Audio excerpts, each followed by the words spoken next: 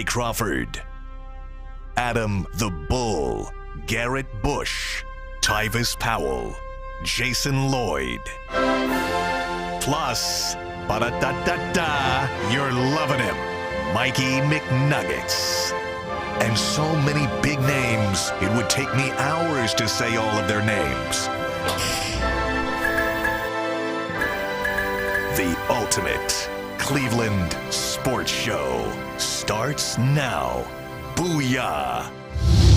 Welcome, one and all, to the latest edition of the Ultimate Cleveland Sports Show. Along with Jason Lloyd and Tyvis Powell, I'm Adam the Bull. We've got Mike producing today, Earl and Anthony and Steve all behind the glass. A lot to get to today. We're heading down the stretch to the Cavs game number 6 tomorrow night. 7 o'clock start in Orlando. The Guardians with a nice bounce-back win after a heartbreaking loss the night before.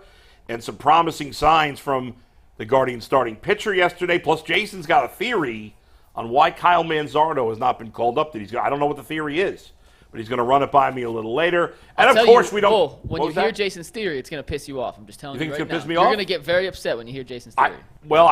Probably, because he told me that it wasn't a legitimate reason to keep him in the minors. Not competitive legitimate reasons. So that will piss me off. It's a tease for later in the show, but it is going to piss you off. And also on today's show is the AFC North, the greatest division right now in the history of the NFL. That's a tough question to answer, but we'll get to it. How you guys doing? Everybody good? I'm great. How are you? Tyvis? I'm sure you are. I'm good, man. You know, tomorrow is my youngest daughter's second birthday, so right. I've been preparing for What that. are you guys doing? It's Is there a pony? No, there Remember, will be no ponies involved. Birthdays before, I would say, age 4 are all for the parents, not for the kid. Kid won't remember anything. And I agree with you Yes. on that one. So this is why, for the first year, we went all out. Big party and all that. Was This there year, a clown on stilts? no. Clown. I think my kids are afraid of. My kids right now are afraid of, like, they want to go see Brutus. They scared of, like. What's Brutus? Buckeye. Oh, Brutus the Buckeye? Well, I don't know. You just said Brutus. Shame on you! Only the best mascot to ever hit the earth. Oh, come on now. Brutus? Philly fanatic. What does Brutus do? He doesn't do anything. He just stands there with his dopey big head. Brutus does push-ups every third quarter. He got hang-on Sloopy and everything. Well, every stadium in America has hang on Sloopy. Come on now. No. The best Brutus Red moment Sox was do. when OU's mascot tried to kick his ass. Yeah, he did. You see that video? I don't remember that It's one. hilarious. So what happened? What was the fallout? He kept chasing him and tackling him on the field. Yeah. You got to find that video. We got to play it at some point. When you say OU, you mean Ohio University. Oh, yeah. Yeah, the Bobcat. Not Oklahoma? No. OU's mascot kept attacking Brutus. Damn. It's hilarious. It's out He's a hater, you know. Oh, the OU? Yeah, everybody. It's an inferiority Brutus is like, he's so iconic. Like, if you go out, I think everybody universally knows who he is. You can't say that about every mascot. You said a Philly fanatic. You know who that is. So what? And by the way, the San Diego Chicken is the best yes, mascot that's true. of all And by time. the way, you're wrong. Nobody, like, people that don't pay attention to college football have no idea who Brutus is. Yes, they do. No, they don't. Yes, they do. You go ask people in New York, Boston, Philly, L.A., Seattle, They you know who think Brutus is there. a bouncer in Brooklyn. Yeah, right, exactly.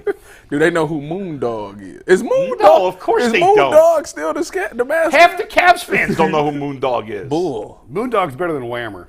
That was a bad one. I just found this video. Holy crap. Yeah, I told you. We'll put it in the tag board in 1 second. What instigated this? Yeah. He just wanted to kick Brutus's ass. He was jealous. Like, he became the mascot Jealous. just for this day. Are you serious? Yeah. I wonder if they knew each other personally. No. Steve, take it full. This is incredible. This is quite a few years ago now. 2010. So we're running out on the field, and here comes the OU mascot. Wow. Wham! But then he hits it Wait, again. why is it only playing? It's a 30-second video. And why is it only playing 3 seconds? What is Brutus doing, by the way? Who's he holding? They're running out, They're on running the out with the field. flags. This is the pregame tradition. Right. They're running out on the field, Right. and then, Brutus got up, and then he took him down again. It's hilarious. The video I found, Jason's 40 seconds. If tag board's going to cooperate, we'll play Did it? Let me ask you this: Did they eventually come out of their costumes No. and start fighting? No. No. Were you there for that No, game? that was before I got there. And that was after I stopped covering them. So unfortunately, I missed it. Oh boy. But All right. Well, Jason's got son's got a game tonight. game 4. daughter's got a concert tonight, so it's a busy night for you. Busy night. Gonna miss the first half hour of the game to go to the concert. And I got a scrimmage tonight, so a lot going on. Is that how you have to do it as a parent? Oh yeah. If both kids have an You event? got. I only have one kid. Usually they like You can't- the mom goes to one and the dad goes to the Yeah, other. but in this case, the concert's only these concerts now are only like 20 minutes. Really? Yeah. Which is appropriate. Yeah. I mean, it used to be That's interesting. hours. I'm about to say, yeah. but now they've broken it up to where they're like 20, 30 minutes. Yeah. So you're in and out. So I'll take AJ to the field, go to the high school and watch her concert. Luckily, it's a home game tonight, so it's in town. Okay. So I'll drop him at the field. He's got to be there an hour early. Go to the concert, go back to the game. Okay. By the way, I went to New Jersey for the weekend. My nephew was in a show called Fiddler on the Roof. I'm sure you guys. I don't know. Never you guys heard have of it. Never You've heard of You it. never heard of it? Kidding. I bet Tyvus never heard of it. Never heard of it. Have you guys heard of Fiddler on the Roof? Of course. Okay. Maybe it's just me.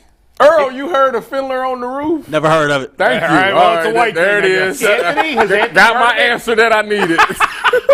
Has Anthony heard of it? I'm surprised Anthony. I thought it was not. I didn't think it was a black-white thing. I thought it it was a is. young old Well, thing. it is. Somebody text Garrett. See if Apparently he's it ever is. heard Yeah, I of it. need G Bush. Yeah, he'll answer If that one. G Bush He'll answer says us on no, Tuesday. then that Yeah, settles that is it right confirmed. there. That is confirmed. But anyway, Somebody my nephew, text G. I want to know. Somebody text G if you ever heard Well, Fiddler. he's not gonna respond to I know, that. it'll be- Until Tuesday. like a week, maybe by next week. But shout out to my nephew Ben Katz, who did a great job. He was the lead in the show, and he was singing and he was acting. He did an excellent job, and it was really nice. Anyway, I'll tell another story later. But let's get to some sports here. Mikey, say hello for the first time. What's up, guys? Big show today, and let's get right into it. It is winner take all time in the NBA and NHL, and FanDuel is giving you a shot to bring home some big-time wins of your own. Right now, new customers get $150 in bonus bets with any winning $5 bet. That's $150 to put on point spreads, money lines, player props, and so much more. Just visit FanDuel.com/UCSS and make every playoff shot count. FanDuel, America's #1 sportsbook. So in Game 5, Yes. Jarrett Allen was ruled out with a bruised rib, a rib injury. We're not sure exactly when it happened, but he appeared on the injury report about 2 hours before tip-off and then ended up not playing. His status for Game 6 is still up in the air. If he is healthy, and for the assumption for this conversation, if he is healthy, what should the Cavaliers do about their starting lineup in Game 6? Do you go back to Jarrett Allen and Evan Mobley and play the two bigs? Or do you go with the offensive lineup that worked, starting Isaac Okoro and or Marcus Morris to provide more floor spacing? Jason, what say you if Jarrett Allen is good to go? This is going to be unpopular. I would go back to the two bigs, but you pivot off it quickly. Like I don't know that you want to bench either one of those guys right now. I don't know that they're at the point in the career where it is a big deal. Like they'll try and say it doesn't matter who starts, two finishes. To the players, it's a big deal. And I remember when they benched Kevin during the finals, like that was a thing, and that took. Yeah, I bet. And he was coming off injury as well. But in this instance, I think you start him, but you pivot quickly, and you try and go back to the patty cake, alternate as much as you can.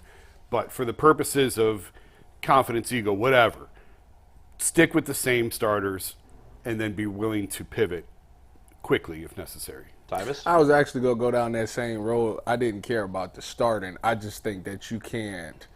I think it's better if he's injured like that and he's not healthy. I think that you want to rotate their minutes, keep them fresh instead of having them both in and exhaust them both big mans, stagger them like they was doing, when Evan was first coming back from his injury during the regular season, so that you always have that big. Obviously, with Evan in there, you got a little bit more shooting because he can shoot the three. But I think that's what you want to do instead of exhausting both bigs at the same time. You stagger them because you was the most successful, in this last game when you ran the four small guys and the one big. So I think you got the recipe. I think it's going to force the Magic to adjust to that because right now I don't think they really had a great answer. The only difference is rebounding was bad. I think that the Magic did a really good job of getting a lot of rebounds. So I think that's the only downfall to that. But yeah, I'm pivoting. I'm rotating them throughout the game. I think we're all on the same page roughly here because if she had I don't know if that was his real response. Is that It a was. real He response? texted us too. We'll do it. We'll get in. I don't want to sidetrack, but we'll get to that from the break. It's funny. It's funny. Anyway, So if you play, let's say you play, just read it now because we're sidetracked anyway. So go ahead. Steve Becker, please do not send text during the show. Steve texts too much during the Steve show. We Becker, discussed no this more already. text during the show. Please, this is what happens. Please Did stop G actually texting my say guys. this or no? No, he texted me and Anthony on the side, said the same thing. All He's right. heard of the fiddler That's or the enough. devil, not the fiddler on the Keep roof. it moving. Keep it Compose moving. yourself. Back to the show. All right. I'm the one trying to keep it together here. I appreciate for you. the record. That's a Steve Becker flaw right there. So if you play them together the first 6 minutes of the game, roughly, and the first 6 minutes of the second half, then they could both play roughly 30 minutes and not play together outside of those first 6 minutes. I would actually cut the 6. I'd cut it back. cut to even 4 or more. 5. Because if you run them for 6 and pull 1, the other's going to have to come shortly thereafter. That's true. Right. So I would actually so cut 4 it. minutes. First And 4 or 5 even if minutes. there's a minute or two crossover at other times, Right, but right. even if you play them both roughly 30 minutes or 28 minutes or whatever, they won't be playing together that much. But you're Yeah. right. You don't want to go 6 because then you pull the first guy out and The then you have second to guy has rest to the come guy. out 2 minutes later. So pull them out at 4 minutes, whichever one you want. Then you go 4 minutes where just one of them's in. Then you keep doing that. Flip-flop. I got a question for Mike McNuggets. Yeah. McNuggets, now that seeing that Niang has struggled this series, if they did decide to go with just the one big on a rotational side, how many minutes does Niang get in this He's not next playing. game? He's Zero. not playing at all. You're not going to play him. So because Marcus he Morris has played minutes. bad in the first 3, you just not playing him in this series? Why would you play him? he might spark up? You don't cross him out. He's not dead to you. That's what y'all making it sound like. But you're not going to him right now. Right. So Marcus Morris, Marcus has that spot. Yes. for sure. 100%. So least when for he- one more so game, when- yeah. so it's just gonna be him and Okoro that just rotate at the 4. Well, I mean, you didn't have Jarrett the other night, and Niang didn't play at all. Right. So why would he play if Jarrett's back? That's crazy. The guy who's not going to play this game if Jarrett's back is Tristan, right? He Correct. won't play. Probably. Correct. Yeah. So And Marcus Morris won't get 26 minutes. right, probably he'll play get a little 20 less, minutes. but still, I mean, Marcus. There's no like what you did over the length of the regular season doesn't matter when you're part of the others. If one of the others gets hot, you stick with him. And then that's why Morris is going to play. Yeah. You're not going to say goodbye to Darius Garland or Mitchell if they. But when you're talking about the rest of the roster, right? You play the guys who are hot. Yeah, when role players go cold, they're out. So when That's it. And Sam Merrill, he was 0 for 2 in his 6 minutes. Goodbye. So right now, how many is he rotating? 7? No, they played 9 last He game, played 9. including Merrill getting 6 minutes. I would think it'd be 8 or 9, right? It'll be that same number. I mean, Yeah. Merrill is going to get a chance if he doesn't make a shot early. He's Right, not going to then play he's- again. then Same that's it. thing. But let's just assume that J.A. is healthy. Just assume, just for the sake of this, real quick. Yeah. You have your 5 starters. You have LeVert and Okoro off the bench, and you have Marcus Morris. That's 8. Right, and then Merrill. And then Merrill's will your get his 8.5. opportunity And a couple that's- minutes, and that's it. You play 9, you trust 8, and that 9th guy gets 3 or 4 minutes, right, 5 minutes, and whatever. if he comes out hot, if Sam threes, he'll stick in there. If Sam makes his first 2 shots, he's going to stay on the floor. Yeah. Well, if he misses like he did last time, goodbye. We had enough time because you can't do anything else besides make those shots. Not the white Steph Curry. Oh, stop. That's what McNuggets told me. His numbers, based if you took off the context of them, yes, he shot at the volume and efficiency of Steph Curry, but they are 2 completely different players. I mean, LeBron had a better 3-point shot. That is the than- most than- insulting thing you've ever said about a player in your life. Sam Merrill does not belong in a conversation with Steph Curry. I just said he doesn't. In any way, That's what I just said. anytime, ever. There's no comparison. He's playing 2 minutes in a regular that's season. what I Nobody said. gives a rat's ass about that. That's literally just what That's I said. insulting. You were out of control right now. I just said he does. He's not Steph Curry. He That's didn't literally say what I He said said. he's Steph Curry. You guys I saw- heard you say it's Steph Curry. Go ahead. No, I'm saying if you strip it down and you look at I just know, the I'm busting pure- your balls. No, Go but, ahead. So the start, I think we're all in agreement. You go back to Allen and Mobley. Yeah. Now, if it comes down to a close game again, that's the real question. Is At- it dependent on how the game goes and how the two are playing together? Yes. Or Yes. have you guys changed your mindset to believe that the Cavs' best option to close out a game is 4 guys who can shoot and 1 big, regardless of who the 4 particular players are? I think 1 and 4 out's their best lineup. Yeah. Unfortunately, their best players don't fit Right. that.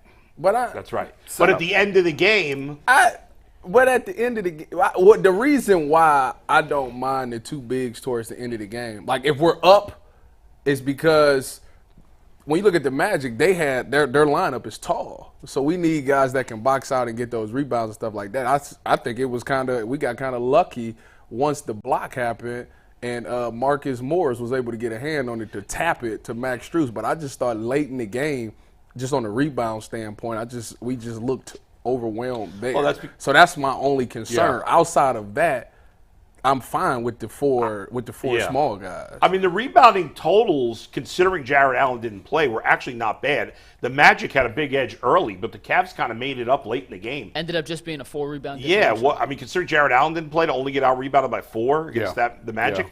To me, yeah, I mean, I guess if Mobley and Allen are both playing lights out, then I would stick with both of them in the closing minutes. Sure.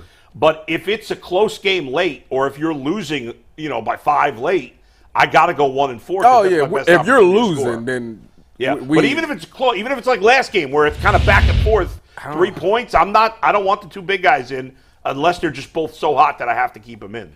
Now, who you sit of the 2 of them, I don't know. I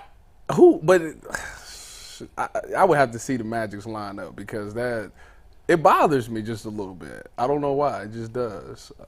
Because they're gonna attack the paint. That's like gonna be the number one thing. If you got Jarrett Allen down there, Evan Mobley is more. He could be more on the wing, and they funnel everything to Jarrett Allen. That's just the way they play defense, anyway. I think you need Evan on the floor for Banchero.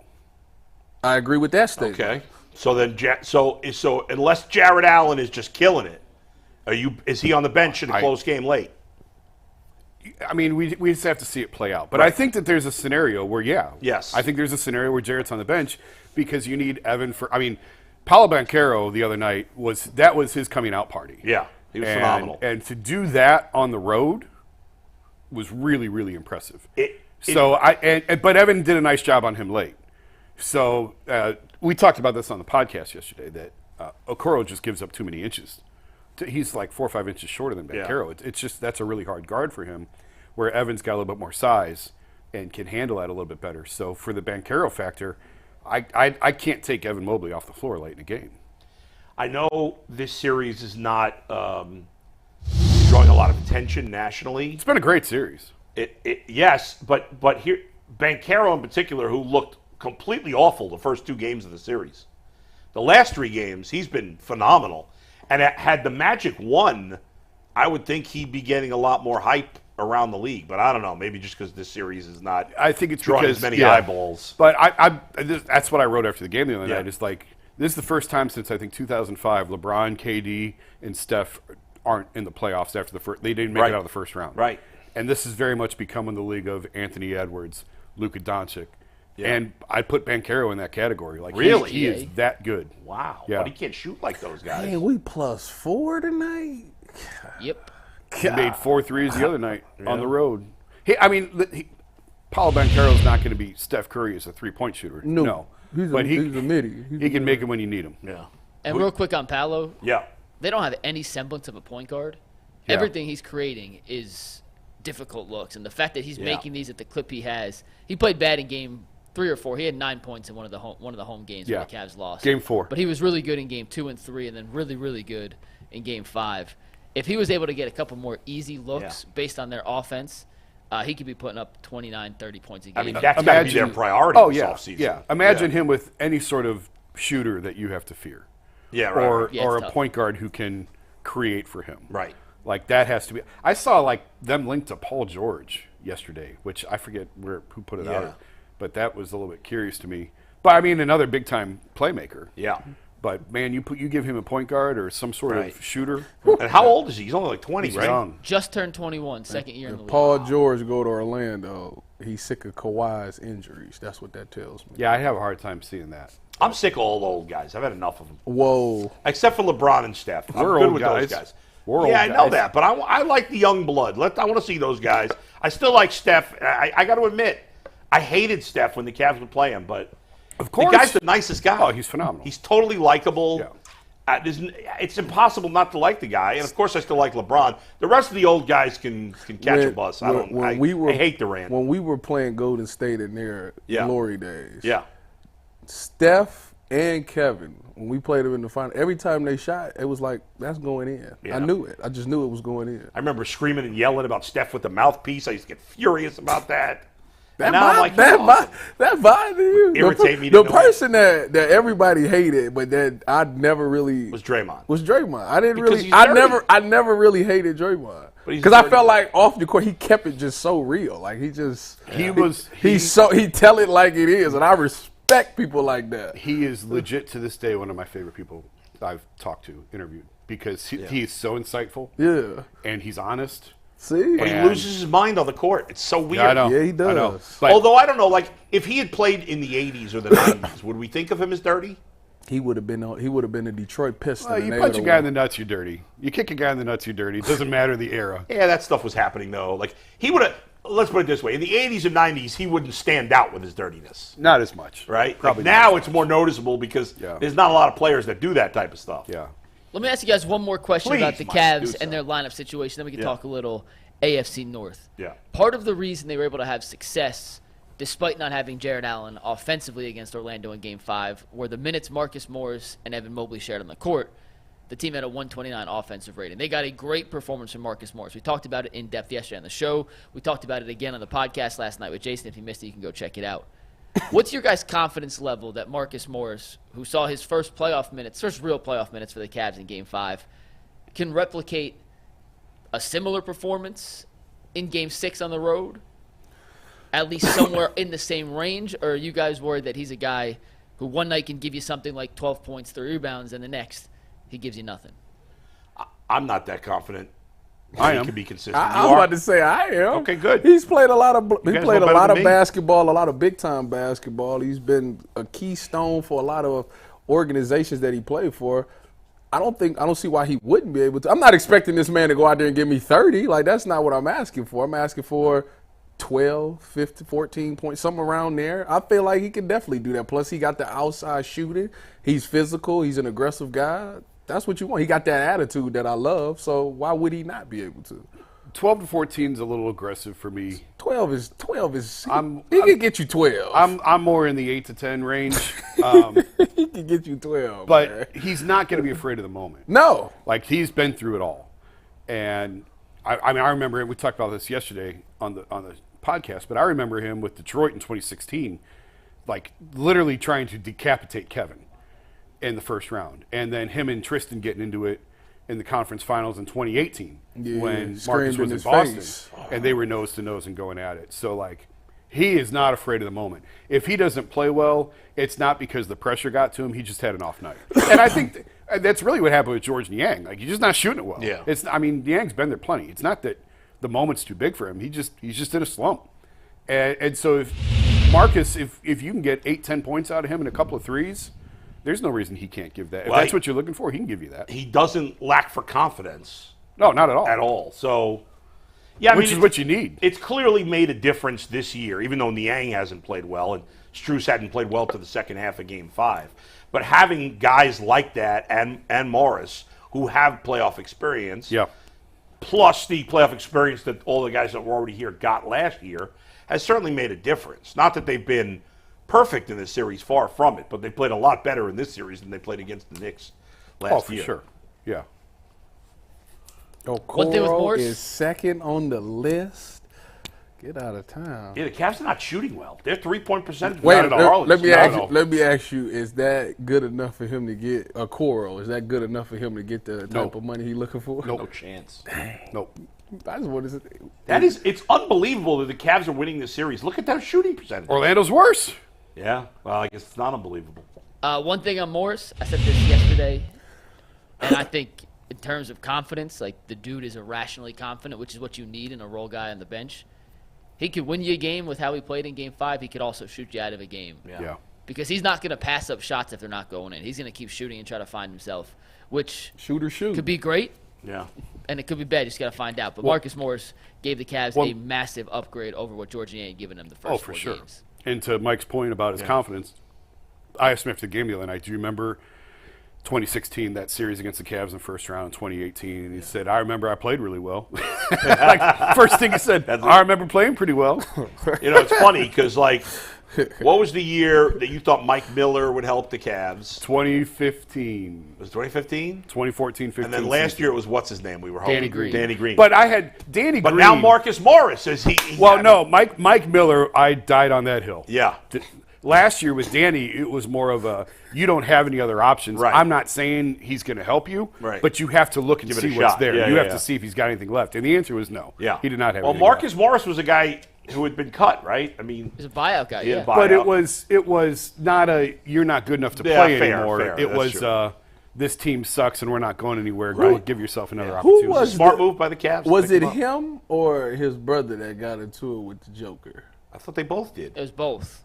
No, one of them, like the one that No, the I know what Joker you're like talking about, but injured. they both ended up getting into it with Joker. They got injured. The one that got injured, he like Joker like hit him in his back or something, and he like went out.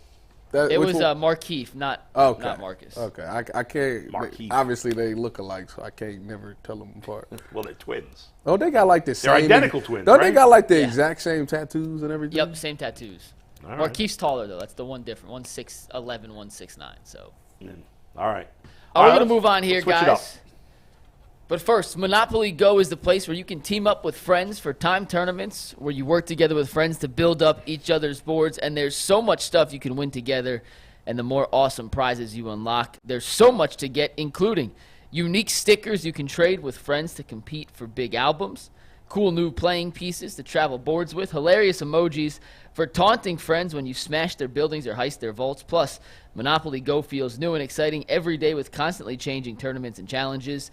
A ton include their own unique mini games, and there's always new timed events to help you win big, like massive multipliers for everything you win or rent frenzies. There's always something fun to discover in Monopoly Go, so get off the bench and go download it now for free on Google Play or in the App Store.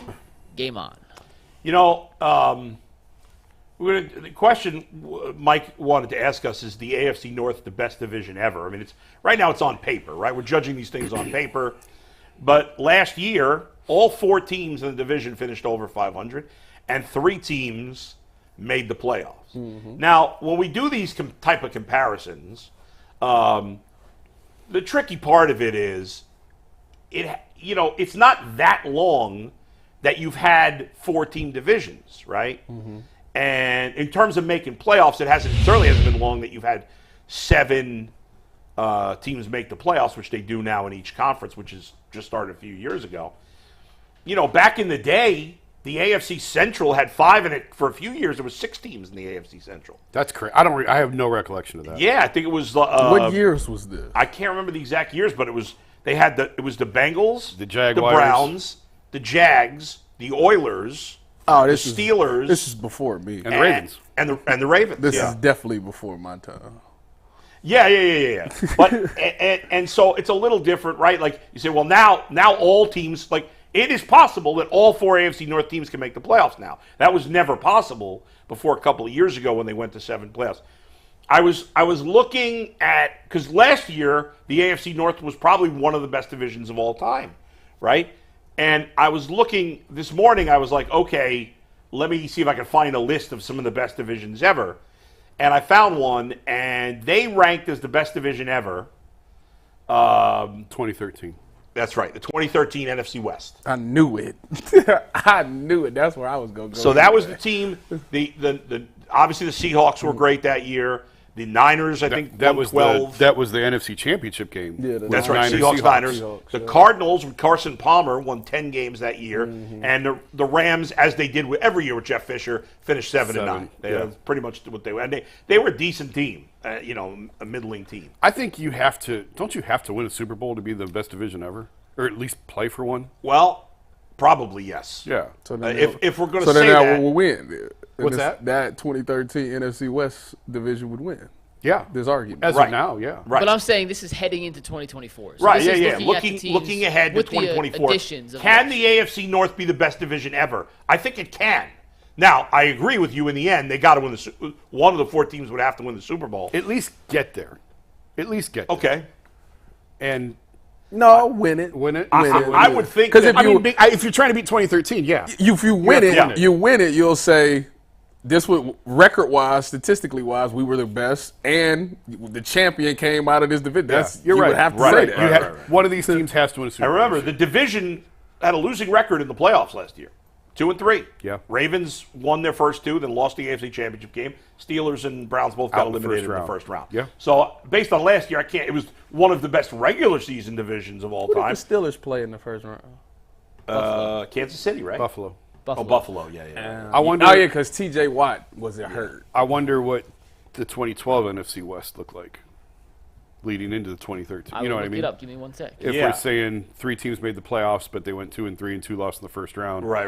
I just wonder. Go back 1 year on. I mean, Yeah. it's not an apples to You know apples the comparison, Rams because In was- 2012, I got your The answer Rams right here, wasn't Jason. good. 2012. 2012, San Francisco won the division at 11-4-1. Okay. Seattle came in second, 11-5. The then St. Louis Rams were 7-8-1, and the Cardinals were 5-11. Wow. Yeah, Wow, I they think- flipped I like think- I Carson think- Palmer flipped it like Was that. that his first year? Was that Palmer's first year then in 2013 in Arizona? They might have the Bengals traded him in the middle of this. Oh, no, the Bengals traded him to the Raiders. I'm sorry. I wonder if that was it his must first have Yeah, year. in 2012, Kevin Cobb led the team in passing. God. I remember that. Second round pick out of Houston, He right? was awful. And Carson Palmer came in the next season and threw 4,274 yards, 24 touchdowns, but also 22 interceptions. All right, so it's not a Man. good comp because Arizona, although maybe it is because of the Steelers. Oh, they made the playoffs last year, but they Yeah. changed quarterbacks. Well, they talking Well- Justin Fields going to be their returner. Did y'all see that? Really? That's overtime today. I got the whole clip. That's Oh, overtime. okay. I totally missed that. The AFC North has all 4 teams have unlimited potential. I would say the Steelers' potential has a cap because they don't have the possibility of elite quarterback play. They have the possibility of solid quarterback play. Russell is always good for half the year. It's Right. half He's of not- a season, he's but like he can't, up there. His ceiling is not Lamar, Burrow, or even Watson. He talking like all pro? Yeah. No, that's Right, done. that's what I'm saying. Yeah, that's done. So there's a cap. Like that's that's not gonna it. happen. But yes, if Lamar, Burrow, and Watson, to varying degrees, likely or not, all play to their best ability, this division is going to be absolutely lights out. Yeah. I mean, and I would argue that if that happens, not that it will, it's just impossible. Not impossible, but unlikely. But I think the Bengals, the Ravens, and the Browns, if they get the best possible quarterback play from their all very talented quarterbacks, are all teams that could potentially win 14 games. Like, they're all capable of it, all 3. And the Steelers could win 11 or 12. Yeah. Like, best case I scenario. mean, obviously they can't. They're not all going to do it, Right, No. but but have they're the- all capable they have the individually capacity. Yeah. if their quarterback plays to their capabilities. I mean, the Ravens did it last year because Lamar had a great year. Burrow's certainly capable of doing what Lamar did in a different way, and Deshaun Watson, while it's been longer since we've seen it, so he's capable too. So I don't think it's impossible to think any of them could win 14 games. I don't think any of them will, but I think it's possible they all could. There'll be a lot of cannibalism within the division. Yes. Yeah, Yes. The yeah. Browns have on paper, one of the toughest schedules. We don't know the order it's going in yet. Yeah. Don't they find out this month? Ain't the schedule released in It'll May? be, it's always in May. I don't know exactly if they've announced the date yet, but No, I don't it's usually on think a so. Thursday. I want to Thirsty say like Thursday. middle of May on a Thursday. I mean, yeah. The way I look at it, Yeah. I don't see why they don't. There's no reason why. Is it possible all 4 teams can make the playoffs? Yes. Yeah. Really? Yeah. Because there's that 3 seems- wild card teams. Yeah. Division winner, 3. Yeah, they'd have to take all the wild card spots. Yeah. And it's hard to do because, See, again, and- you got to play each other. So there's going to be. That's my point right there. Right. Like when they play, You basically have to. All the teams have to split. All the what games. what what other divisional games. divisions are we playing? Is the AFC North playing? AFC West. NFC East, I think. NFC East, AFC West are the 2 other divisions. So that's the NFC East is like the Washington Giants, Philly, Cowboys. and what you said AFC was so like Chiefs, Chargers, Raiders, Broncos. Okay, that's. I mean, think about it. Okay, if you got in the AFC East, the Bills will still be good, and then you got the Jets and the Dolphins. Jets if Aaron Rodgers is healthy. And the this year. Patriots is a layup, huh? Patriots are garbage. AFC South, It's getting better. That division's The getting AFC better. South Definitely. is, yeah. I mean, I think the Texans are the cream of the crop I there. was gonna say I think Houston's leaped But Jacksonville and Indy are at least around 500 teams. Yeah. They're competitive. Yeah. Took us- I think Tennessee will be bad. And the West. Well, Tennessee will be kind of personal. What do you mean be kind of perfect? Well, it ain't gonna be personal, but they going up against Bill Callahan. He gonna know everything. People always be worried. No. I'm just talking in general for the season. Just the not teams, against the just Browns. Team. Yeah, Browns don't play the Titans. And then and then the AFC West is No, they probably the worst division in the AFC now. And it was like a year or two ago we were saying it Right. was the best. Because that's how fast it can flip. I mean, you could make an argument that outside of the Chiefs, obviously, the other three teams they might be 3 of the 5 worst teams in the league. The West is a disappointment because literally, you're right. 2 years ago, we was like when they had got Russ, people were saying that Derek Carr was with the Raiders. Yeah, Mahomes and Herbert. Yeah. you was thinking like that. All 4 of them was going. I think the 9 best teams in the AFC on paper are the Chiefs, the Texans, the Jets, the Bills, the Dolphins, and then the 4 AFC North teams. So if we assume the Chiefs win the division, I think it's dangerous to put the Chargers 10th. Because if you have the Chargers 10th, yeah. I think that's dangerous. They could be. Well, they're not in that top 9. Harbaugh could flip it like that. He could, but I mean, And Aaron Rodgers with the age and the injury, I just think. Who is they running back again? Jets, No, the Chargers. They got what's his name? They signed the guy from Baltimore, Gus Edwards. Gus Edwards. Edwards. You have an elite quarterback, and I mean, say what you want about Jim Harbaugh. He's a hell of a coach. Yeah, but And they got an elite quarterback. who are you putting them ahead of if you're ranking the teams right now? Of those 9. Oh, I thought you were talking about just the AFC West. I said they'd be second to me. I don't know. That's fair. I don't know Yeah. because I think I'm not sure the Jets belong up there just because the Stop uncertainty. it. The uncertainty Stop over it. Rodgers. There is Stop uncertainty. I mean, he's 40 years old. There's no doubt. And I coming like off their a- team a coming lot. off Y'all a gotta really- cut that out. And he's coming off a really serious injury. I would Just like the Browns are. I would probably put the Jets at 9, the Chargers at 10, and then the Jags and Colts at 11 and 12. Yeah. And See, I like the Jets over the You said the Jaguars. I said the Jets 9. No, Jaguars. Where'd you put them? I said Jets 9, okay. Chargers 10, Jags 11. Oh, Colts I 12. thought you was Yeah. going reverse order. No. Okay. So if we say the AFC North teams are 4 of the top 8 teams in the AFC, then in theory, whoever finishes in 4th in the AFC North, let's say the Texans and Chiefs win the division, Yeah. and we'll say the Bills win the division. Yeah. So then really, if you don't like the Jets as much, then the 3 teams that don't win the division in the North are really just battling Miami for that last wild card spot. Why are you so high on Buffalo and why not Miami? Well, because they have a guy named Josh Allen. Okay. I said Miami is the top 8. He had Miami in no, there. but you said you picked the Bills to win that division. Oh, because I think Josh Allen is significantly better than Tua, and to me, quarterback is by far the most important thing. Okay. I was just curious. That's it. I was just curious. That's all. I ain't saying you're right or wrong. I like obviously the Dolphins have better. I think the wide Jets win that receivers. division, but yeah, go ahead. Okay, maybe so. I mean, listen, Because I ain't an A-Rod hater. I don't hate him. I'm not. I hate him. I just but- look at his age, and you do him. I look at the age and the injuries coming off, and say, I don't know, man. I tell you what, at his age, dealing with that Achilles is tough. That's It is. Coming back, 'Cause I would know, Thomas. I personally have a friend that dealt with an Achilles injury, and he got back up there, but it wasn't long. He was a player. Yeah. Well, how old was he? He had to be like 32, 33. Well, I tore my Achilles at 40. It took me forever to come back from it. I mean, me and Aaron Rodgers, what's the difference? I mean, he's more of a douchebag. But is he? I mean, he spreads conspiracy theories that are dangerous to people, so I would say so. He does a I'm just week in kidding. darkness. What's that? Doesn't he do a whole darkness retreat? He does do a darkness retreat. He's got some darkness in him. We'll leave it there. Go ahead, Mike. So we heard Bull's answer on this. Yeah. Tyvis and Jason, do you think, at least on paper, the AFC North has the chance to be the best division ever when it's all said and done? Yeah, Has the chance, sure. Go on ahead. paper, yeah, it definitely does. I mean, like I said, you go down the roster of every team, there's no reason why any of these teams should finish under 500 because everybody looks at the Pittsburgh Steelers as the weakest link, and there's no way that Mike Tomlin letting them finish under 500, so you can cancel that. The only thing is they have to win a Super Bowl. That would be the Yeah. only thing. And, I mean, they got the talent to do it. The Ravens is good enough. Cincy obviously been there. Browns on paper got the talent to do so. They just got to do it. And I think that's what will make this the biggest challenge is can this division win the Super Bowl? What's crazy is the 4 teams finished over 500 last year. And that's with Watson playing, 5 games at the end play? Something 6, 5 or 6, something like that. I mean, if you count Indy. Joe 6. Burrow played. 5. I think Burrow played. What did Burrow We're not play, taking 8 nothing games, away 9? from Phillip.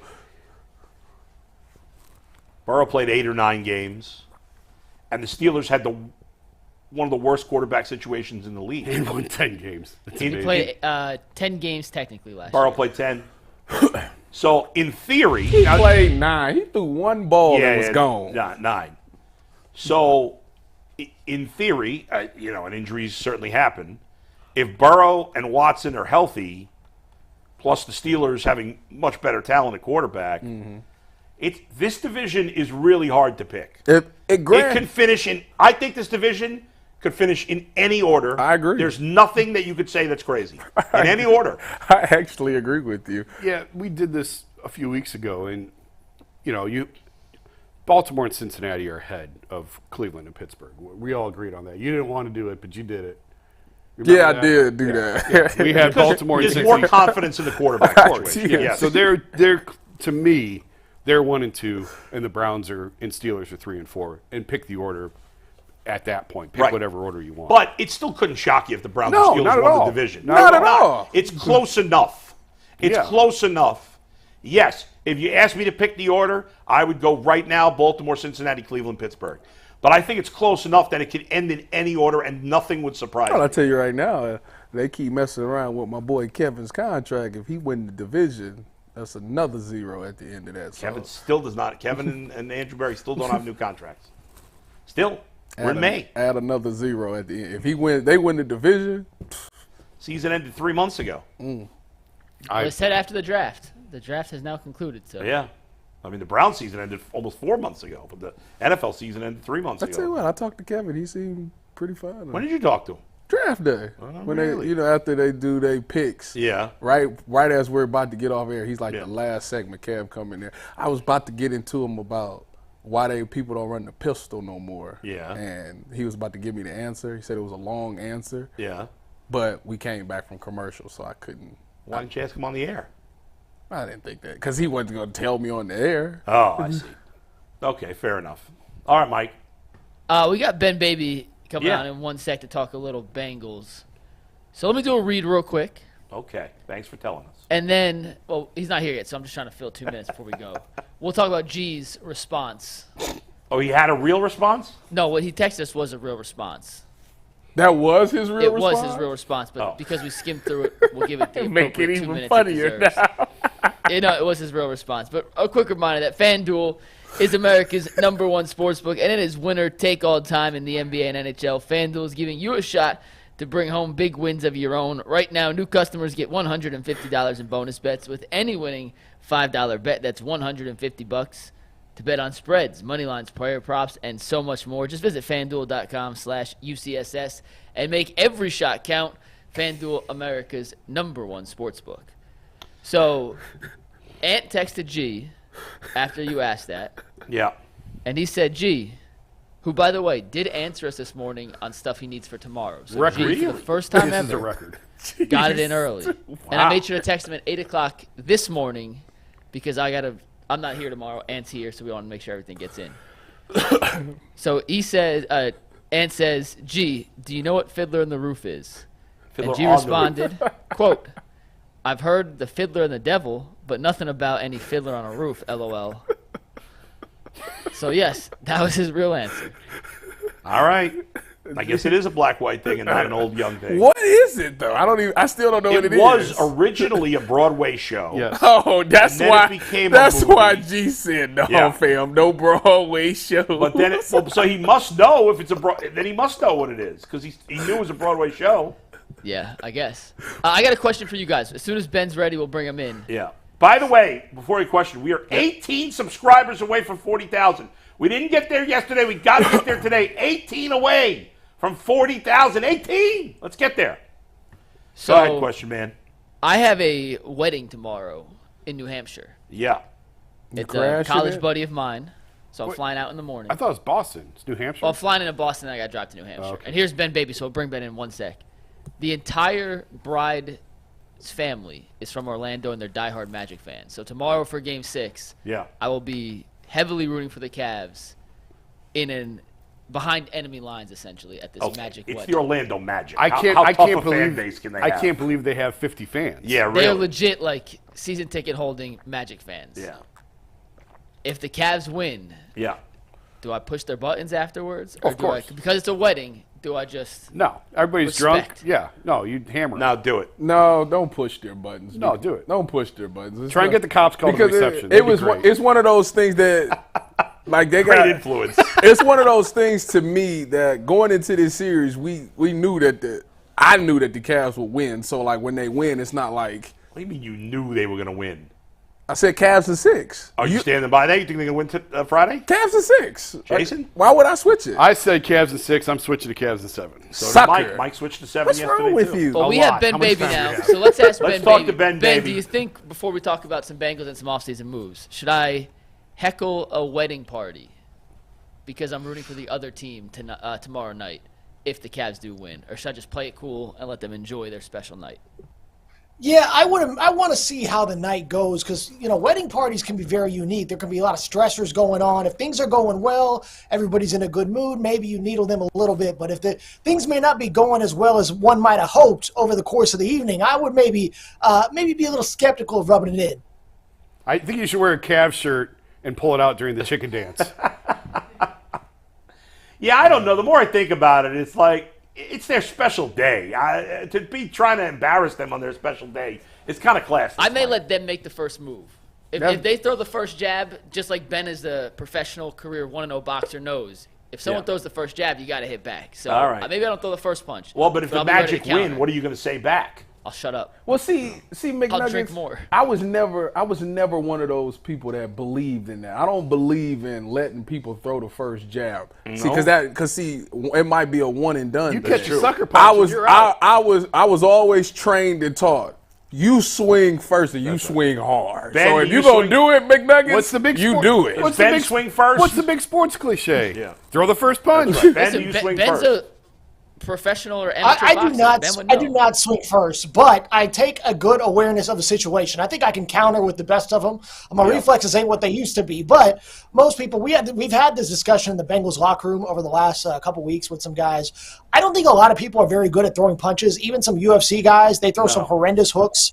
There was a really good video of Ryan Garcia showing Colby Covington how to properly throw a left hook, which is true. So my philosophy is you should be able to counter the first punch, but always the number one rule is protect yourself at all times. So however you feel best to protect yourself, go ahead and follow in that situation. So who would win if we had like a boxing, Royal Rumble type of situation between all the Bengals beat reporters?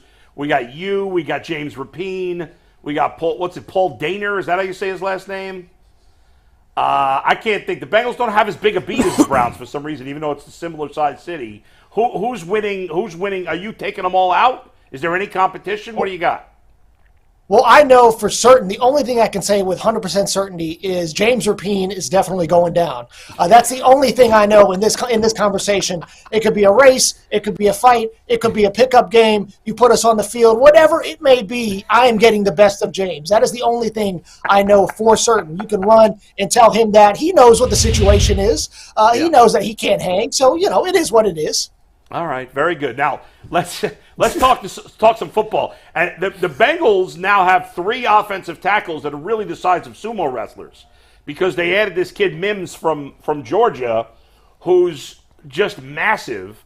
There seems to be a lot of varying opinions on him. Seems like the upside is this guy might be the next great offensive lineman, and the downside is he can't stay healthy. He hasn't played, and he's a bust. And let's face it. The Bengals' track record, they've done a lot of good things in the draft in recent years. But drafting offensive linemen, they have been a complete failure. Every offensive lineman they drafted in recent years pretty much has stunk, especially the ones they've drafted high. I can't believe Jonah Williams got paid what he does. He can't play at all. That was crazy to me. But anyway, are you buying into Mims? How good do you think he's going to be?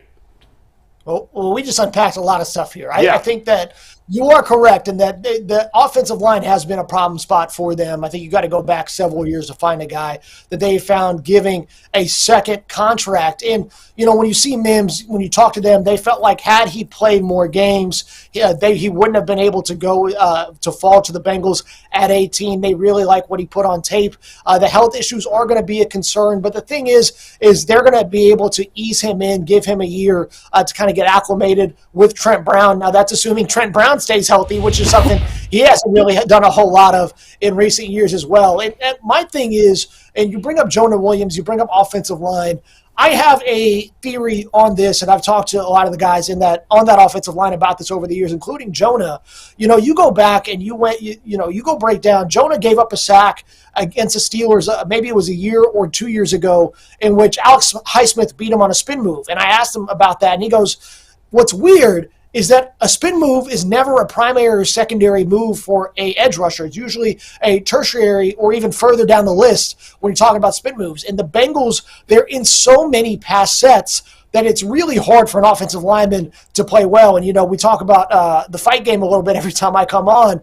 And something that I've always thought, and is especially true in boxing, is that it's really hard to be good in hand-to-hand combat when you're always going off the back foot.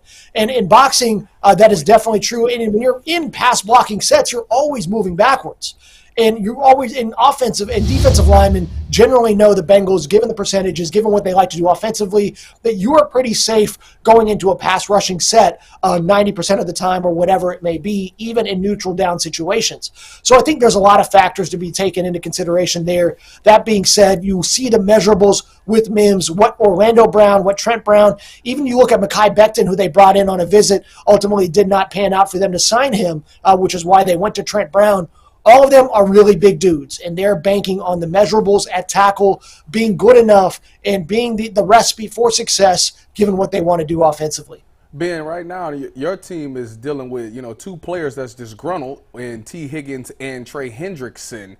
How does those situations get resolved, or do they even get resolved in these two parties? First off, the only team I claim, it's Arsenal, and we're fighting for the EPL championship right now with Man City. So that has been keeping me at bay over these last couple months. But as for these Bengals, you are correct. They are dealing with a couple contract situations with T. Higgins and with Trey Hendrickson. And the Hendrickson one is definitely a bit more surprising given the fact that he just got an extension last year. They added a year onto his deal, some security there for him going into 2023. And he played at a all-pro level, in my opinion. You go put the numbers up with him, TJ Watt, Myles Garrett. Trey's metrics are just as good as those guys. You go across the board. I think he's definitely one of the premier edge rushers in the league. The issue is, when you go in, the Bengals, are they going to be willing to pay somebody at that level given all these contracts that are going to come up, specifically the two guys in T. Higgins and Jamar Chase and Joe Burrow. We saw that Burrow already got his deal. Jamar, he's in this weird space with all these other top-tier receivers who aren't getting paid, like CeeDee Lamb, like Justin Jefferson. We saw Brandon Ayuk now potentially on the trading block going into this offseason now that the 49ers ended up getting a first-round wide receiver in Ricky Pearsall. So there's a lot of interesting factors in that receiver market, and Higgins is in that same boat. He's a guy that wants to get paid wide receiver one money. He's currently a wide receiver two. In him talking at his youth camp a couple of weeks ago, he tried to front and say, we don't know what's going to happen in terms of him showing up, but then he softened his stance and says, I expect to be here in 24. I think he understands the situation. I would be shocked if anything happens with Hendrickson as well, given how much leverage the Bengals have in their hand. And so, these guys, I understand the frustration. I think everybody can sympathize with them to a degree. But if you're the Bengals right now, you've got two guys on value deals. I can't see the Bengals wanting to give up that bargain that they currently have with Trey and with T. Given what this team's already paid for Burrow, when the time comes, are they going to fork it out for Jamar Chase? Because, frankly, I have a hard time believing they're going to pay a receiver $30, $35 million a year. Yeah, when you look at how much you've invested in Jamar and kind of that chemistry that's there with him, that makes a ton of sense for them to do. He's a guy that they drafted, or I remember back in 2021, there were a lot of conversations about whether they should take him or Penei Sewell. Both of those picks have worked out for their respective teams. But you can tell when Jamar is healthy, when him and Joe are on the field at the same time, that there's an explosiveness to that offense that chemistry is something that you can't really put a price on. And as good as Jamar has been, I think they're going to try to move him around a little bit more, try to find more ways to get him the ball. They've done that over the last couple of years. You're talking about an elite receiver. And I did not really think that Jamar was going to make that big of an impact. I kind of underestimated how big he was going to be for this Bengals offense. And in 2021, we saw what he was able to do and how much defenses really changed their structure in order to keep that big play potential from not being there. And I think when you talk about paying Jamar, that's another aspect of it as well, is that if he's on the field, you have defenses that are going to shade to him. They're going to adjust the back end structure in order to keep him from being explosive. That's going to lead other receivers into more favorable situations. And if you have Burrow and his processing being his superpower, that's something that he should be able to take advantage of. So even if the numbers aren't there, the fact that you have a guy who can manipulate that space defensively, that is something that is incredibly valuable as well. And to kind of take that into a defensive perspective, I think that's something that got underestimated when the Bengals let Jesse Bates go, in that how well he played that single high look, how much range and how much space he took at the top of Lou Anarumo's defense. He allowed Lou to really do a lot of unique things underneath with the other 10 players and really open guys up to play freely. We saw how much that impacted them defensively last year. So I think that, while you are correct, that is a lot of money to pay a receiver. I think when you talk about guys who can create separation, win in one-on-one matchups, win against press, have the speed, have the yak capability, there are very few guys, if any, who can do it as well as Jamar. So then what else are they going to sell to pay him? If they sold the naming rights to pay Burrow, can they sell the field name, or can they sell a kidney, or where are they going to come up with the 35? Can it be Paycor Stadium at tdbankloan.com, or the AT&T Trust Field at Paycor Stadium? Where are they going to come up with the money for it?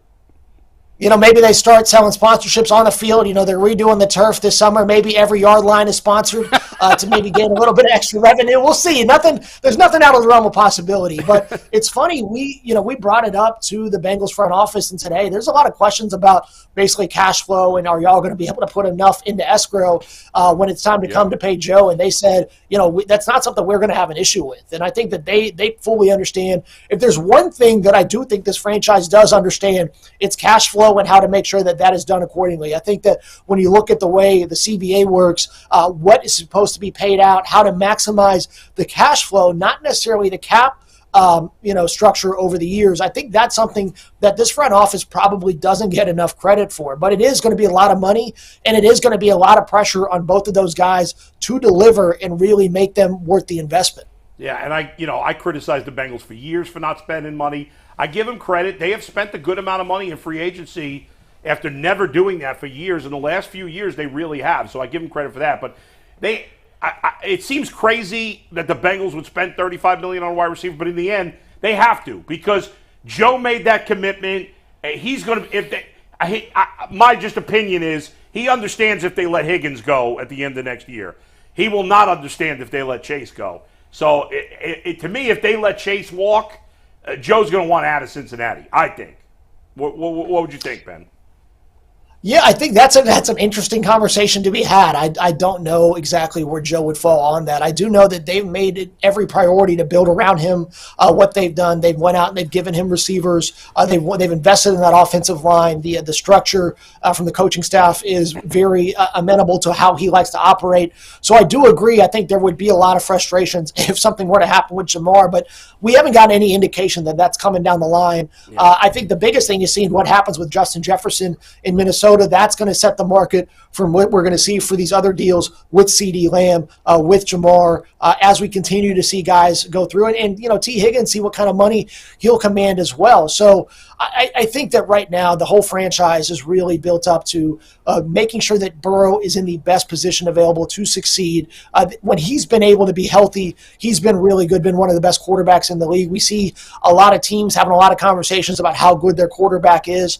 I don't think there's been any questions about that with Burrow. I think the big thing now is how is he going to take care of his body? What lessons did he learn from last year? Stuff that he admitted that he maybe needs to take his foot off the gas as he gets closer to training camp so his body is fresh and ready to go when the season begins. And as we see, this AFC North is going to continue to be a beating. I'm very curious to see what happens with this moving forward. And, these Bengals, they do need to get back and be competitive because, we talked about them being AFC contenders. Well, now we're getting a little further removed from that Super Bowl run in 21. They've lost in the AFC Championship game in 2022. Burrow had the injury last year. They missed the playoffs. I think this year is going to be huge. And let's put this into perspective as well. The big conversation right now is what's going to happen with this stadium lease and a lot of the conversations going on about the future of Cincinnati and what the stadium is going to look like. We've seen a lot of comments, heard a lot of comments from both sides, and you can believe that if the Bengals are successful over these next couple of years,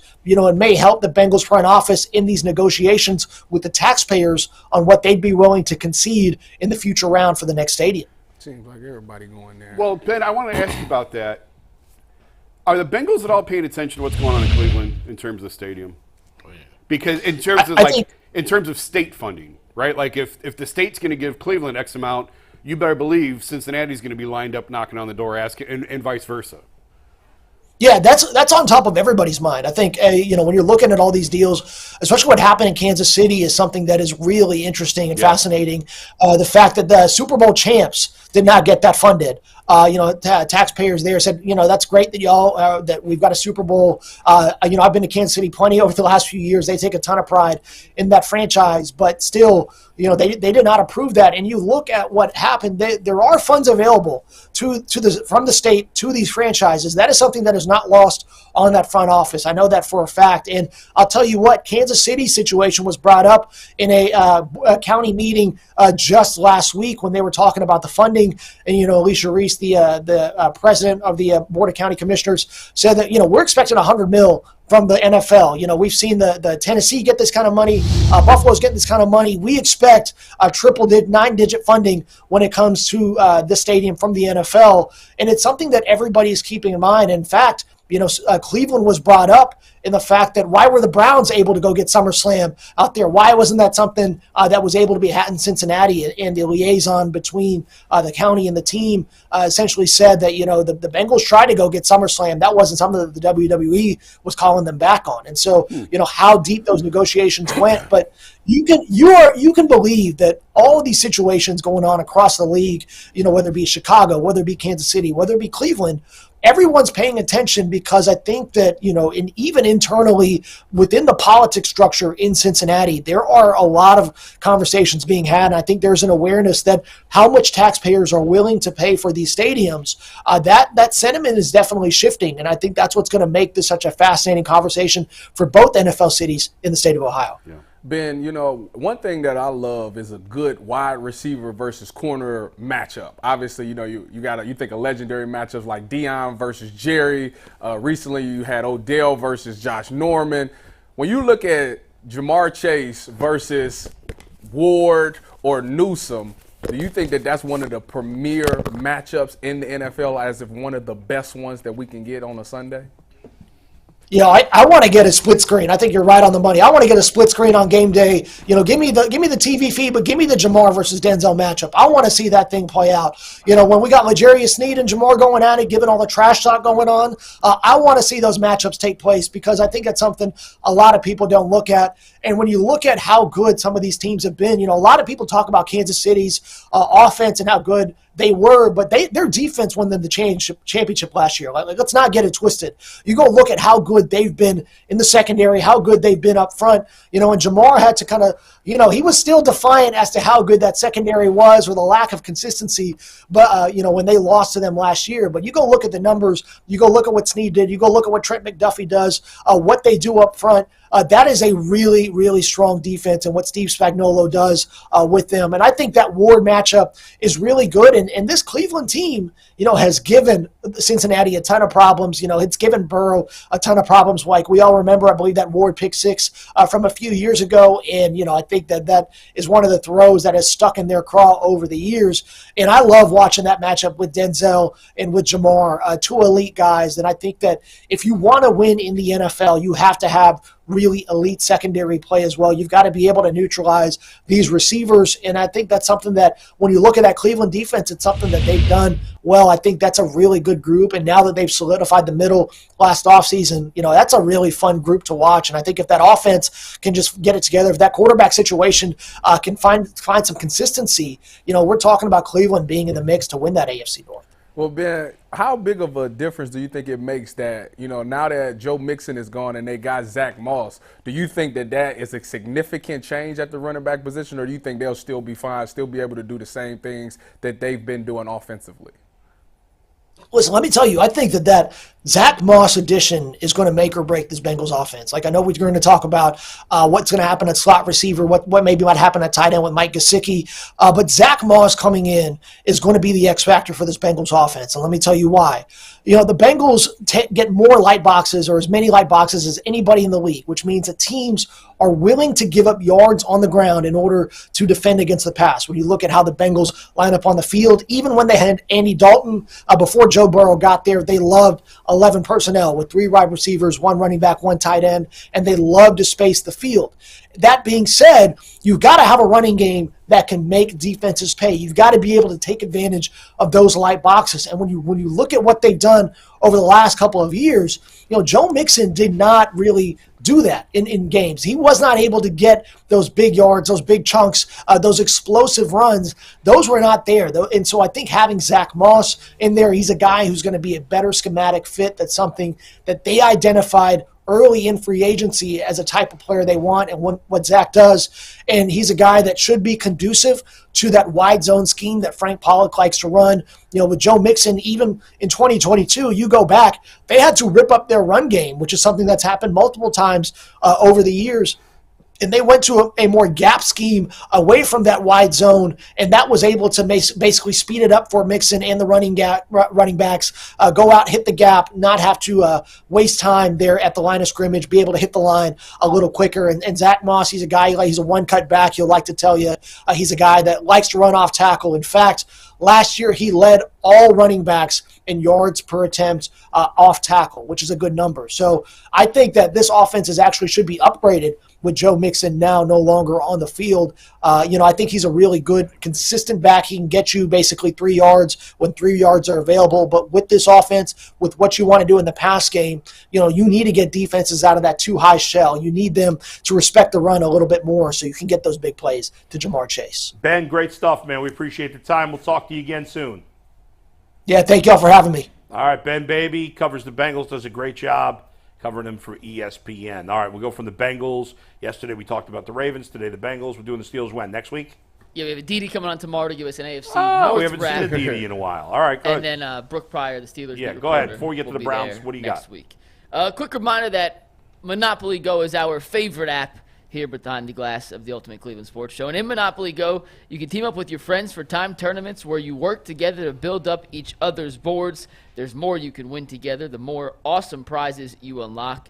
And there's so much to get. Unique stickers you can trade with friends to compete, albums for big prizes, cool new playing pieces to travel boards with, hilarious emojis for taunting friends when you smash their buildings or heist their vaults. Plus, Monopoly Go feels new and exciting every day with constantly changing tournaments and challenges. A ton include their own unique mini games, and there's always new timed events that help you win big, like massive multipliers for everything you win or rent frenzies. There's always something fun to discover in Monopoly Go, so get off the bench and go download it now for free on Google Play or the App Store.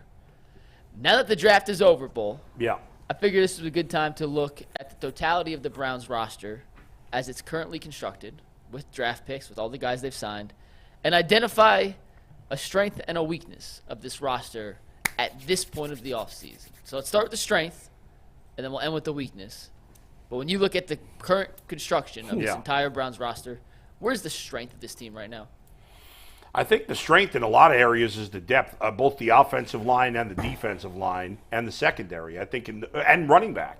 I think all four of those position groups, they are very strong with good starters and quality depth. If Nick Chubb's not healthy to start the season, maybe I'm a little worried about the quality of the starter. But overall, running back, offensive line, defensive line, and the secondary, I think they're good and deep in all four of those spots. If I have to pick one position group where they're the deepest, I'm going to say defensive line. Yeah, I agree. Over offensive line, because I still think you're still worried. I think injuries are always going to be concerned with the line just because of how big he is. And Conklin, you just don't know. Jed has been so up and down. Yeah. The guards are getting older, so it's hard. I think it's a very good offensive line, but but I have more confidence in the defensive line in terms of overall talent, depth. If I was actually ranking them, I would have the secondary even ahead of the offensive line. I would too. I would too. But I was going back and forth. Right, but all four of those areas, they have pretty good depth. Yeah. But yes, I would agree in the end. Defense. I would probably say defensive line, secondary, O-line, running back. What about you, Tyvus?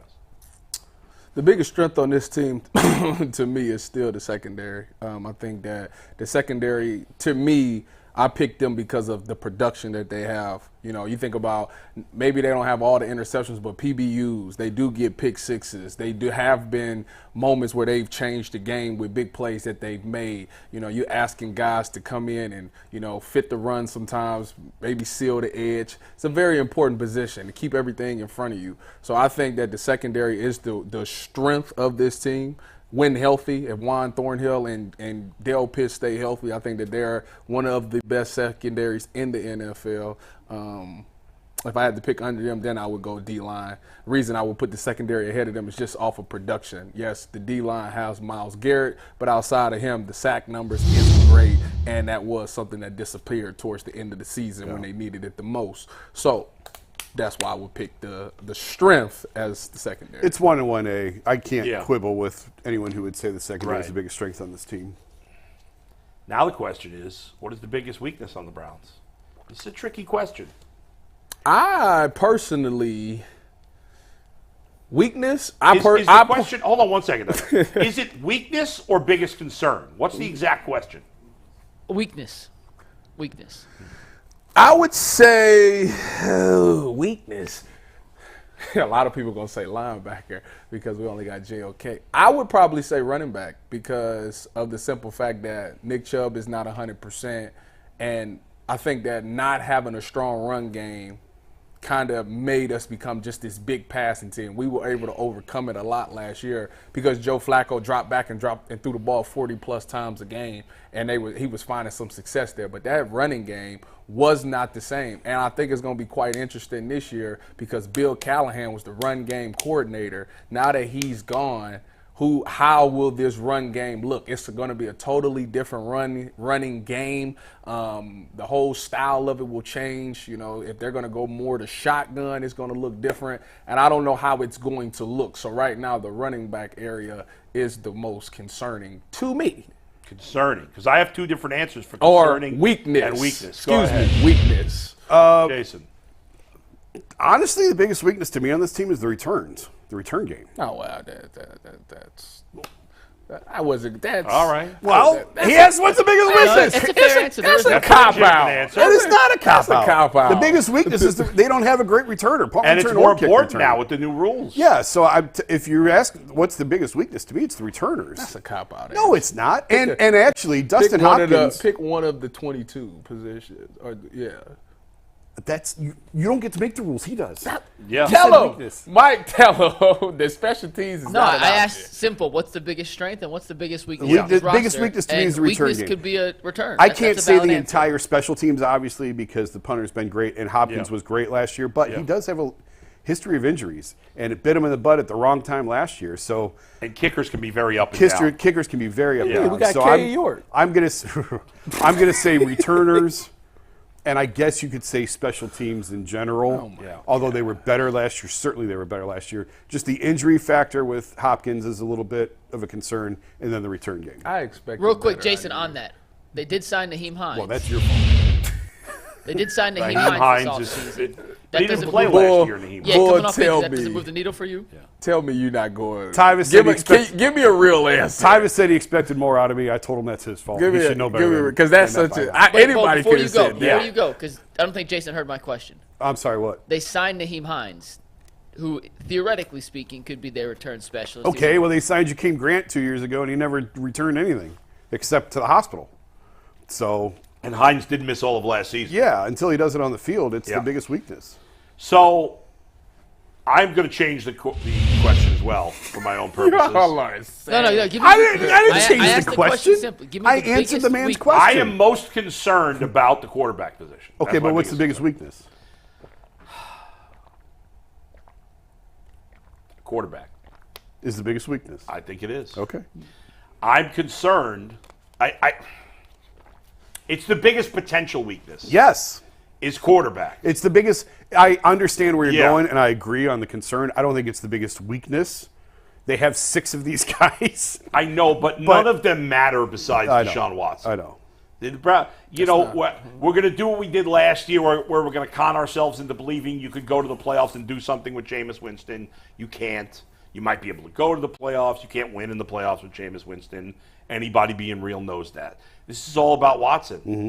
And while we still hope that he's the guy that they traded for, we have seen nothing of that in this time. And he hasn't been a difference maker at the position since 2019. Yeah. Long time ago. 2020. Long time ago. That's a fact. So that's my biggest potential weakness. I for some reason I'm not comfortable saying it weakness, but it is what it is. I mean, the only other position group that I don't love is linebacker. And it doesn't matter. Linebacker, they're so good on the D-line and the secondary, and JOK played like a superstar last year. So what? Their second and third linebackers are just mediocre. I don't care. It doesn't really matter. The quarterback is the biggest weakness or potential. It's the one position that I'm not sure they have any elite players. I hate to say it. I hope I'm wrong. I'm not saying it's definite that Watson's not going to be good, but I've seen no evidence, I've seen no evidence in a Browns uniform that Deshaun Watson is still a special player. Yeah. And I want to see it. I hope we will see it, but he's barely played for 3 years. And when he's played, he's mostly been mediocre or worse. That's fair. It pains me to say it. I'm sure I pissed a lot of people off. I don't, don't want to. We're used to that. But it's just what it is. That's how I feel. I fully expect Watson to have an unbelievable season. But I hope you're right, man. I Trust me. I I'm hope I rooting am for too. it, but, I hope I am too. That's why I didn't even look We've at just not seen it. I We get haven't it. seen I get it. I get what I you're do saying. not fully expect And we it. seen it. You fully We expect seen it. glimpses. Do you fully expect him to have a monster season? No. I don't fully expect No. it. I bet my bottom dollar on it that he'll have a good season. That's a big stack. There's a lot of dollars before that bottom dollar. What would you consider a good season? Yards and touchdowns. Just good. You said monster. No, I didn't. You said monster. I You did said not. monster. I don't even say that, so I know I didn't say What that. did he say? Didn't he just say monster season? I don't say that. He did just say monster. You said monster. I did not say monster. Roll the tape. Roll Yeah, the tape. All I right. said unbelievable. Play it back. Unbelievable. Unbelievable. Yeah, Okay, I that don't means- say monster. Forget the exact numbers. To me, unbelievable is he's a top 5 quarterback. You expect him to be a top 5 quarterback this year? Yeah. I'm not even hoping for that. I'm hoping he's a top 10 quarterback. I would sign for that right now. Top 12. I'll Top take 10, top 12. 12. Whatever. So what does that look like? What was the 12 best quarterbacks? Who was the 12th best quarterback last year I based just want on yards. Based on yards, we'll go with. Last season, the 12th highest Or grossing maybe quarterback. based on quarterback rating. I was don't thinking know. QBR. No. Go based on QBR or Well, yards. You wanna go by yards? yards was Sam Howell, Oh yeah. who threw for 3,946 yards. Oh yeah. Sam Howell sucked. Oh yeah. Don't go by Go, yards. all right, And touchdown. QBR, Now go by QBR. I want Jalen touchdowns. Hurts. Jalen Hurts was was 12. 12. Oh yeah. Take him down. Who are the top 12 in QBR? Take him down. In order, Yeah. Purdy, Prescott, Allen, Lamar, Herbert, Stafford, Cousins, Mahomes, Love, Tua, Goff, Hurts. He can be in that 9 to 12 range. Yeah, that's what I'm hoping for. I just want. But are you 100% confident he's going to be No! there? I feel 50-50 he could be in that Yeah, range. I'm probably around that. And I would sign for it right Yeah, now. If you said to me right now Deshaun Watson's going to be the 9th best quarterback in the NFL, you could sign for that or just play it out. I would sign for it. Yeah, I would take that. I'd take 9 in a second. I'd take 9. But that's what. Top 10. It's gonna happen. All right. Just telling you, it's hope gonna so. happen. So that's unbelievable. You heard You it think here it's first. 100%? So you think Tua had an unbelievable season? Yeah. No, he didn't. He was doing. He had an unbelievable start to the until season. until people Give me started some of those names, going 9 through 12. down. In QBR, Yeah. Yeah. 9 through 12, Jordan Love, Tua, Jared Goff, Jalen Hurts. Give us two. Yes. Give So us two as Jared numbers. Goff had an unbelievable season. What? By Yeah, his very- standards. Yeah. What you talking By about? his Yes. standards. Yes. By his standards. Yes. he did. Should Jared Goff be the standard for Deshaun Watson? Was that what you expected when they traded You for him? talking about the first pick in the draft, the 2016 draft? The Jared guy- I'm Goff? talking about the guy You talking that about they the had guy to- that's living up to the The first guy pick that they in the- had to yeah. trade 3 number 1s for just for Yeah. someone else to take the contract. Yeah. You talking about the guy that went to the NFC Championship? I'm talking about the guy game? that they had to trade 3 number. Was it 3? No, we talking about the Just quarterback for that was somebody else just to take playing. the contract. That He just- blew the NFC He did blow. Championship game. He blew it. Wait a minute. Dan Campbell Well, blew they blew it. it. They blew it as a team. Mike, what was Tua's final stats for the year? Tua finished the season with a 69.3% completion percentage, That's excellent. Pretty good, yeah. 4,624 yards, That's really good. That is 29 good. touchdowns, and 14 interceptions. I'd Yeah. take that. How many touchdowns? 29 and 14. Oh yeah, I'll take that. Now that's a great season. He's playing with Jalen Waddle and Tyreek Hill. no. Right. But But he- if but Deshaun still, puts up those Deshaun got If numbers, he puts up those numbers, I'll take that. the Browns Okay. will win the Super Bowl. All right. 100%. I ain't. What's the? Say that again. 46, 29, and what? 46, 29, 14. And a 70-ish% completion. And he see played it. all 17 Take it to the games. bank. D. Watt, make me look good, Let's go, baby. D. Watt. Make me look good. Tell I me. hope, I man. know that's. It's still there. Can he get it out? Yeah. And I'm gonna say we're gonna tack on 500 rushing yards as well. 500? and like 3 rushing touchdowns. Damn. If he rushes for 500, I'll be. That's a lot. Coming back, baby. He's not Listen, 22 anymore. He gonna make me look. I'm gonna look like a prophet at the end of the You season. are. Y'all gonna be If like, that happens- hey, How many quarterbacks did he Tyvus rush did for it. 500 If he yards ru- last if- year? Quarterbacks that rushed for 500 yards last year, I'll say Lamar, Did Allen? Jalen Hurts, and Josh Allen. You're missing one. Jordan Love. Justin Fields. There you go. Oh Those are the yeah. 4. I wasn't sure he played enough to get that. Listen, if they've got Deshaun run anywhere near 500 yards, that man's going back to the hospital. No, he not, cause he gonna get down. That's not the way to win. That he is- gonna get down. I don't want him running That's for that. not the way to Get win. down. Get down. Get down on it. Get down on it. He go. All right, he ain't Mikey. taking no hits. Let's talk He some get down. baseball, baby. Let's talk some baseball. Tonight at 5 o'clock, Earl is hitting you guys with his next 216 show, the Ultimate 216, combining sports and culture. He's being joined tonight by Mac Perry from the It's Cavalier podcast, a good buddy of mine. They'll be talking some Cavs, some real-life situations, so make sure you guys tune in at 5 o'clock for a little more in-depth analysis on how the Cavs can utilize Tristan Thompson and Marcus Morris moving forward. Also, one quick Cavs update. Tom Withers from the Associated Press just tweeted out the Cavs have wrapped up practice. There was no sign of Jarrett Allen in practice, which does not bode well for his status in Game 6 on Friday. All right, let's talk about the Guardians here, fellas, because last night, you know what they did last night is something they've been very good at doing this year.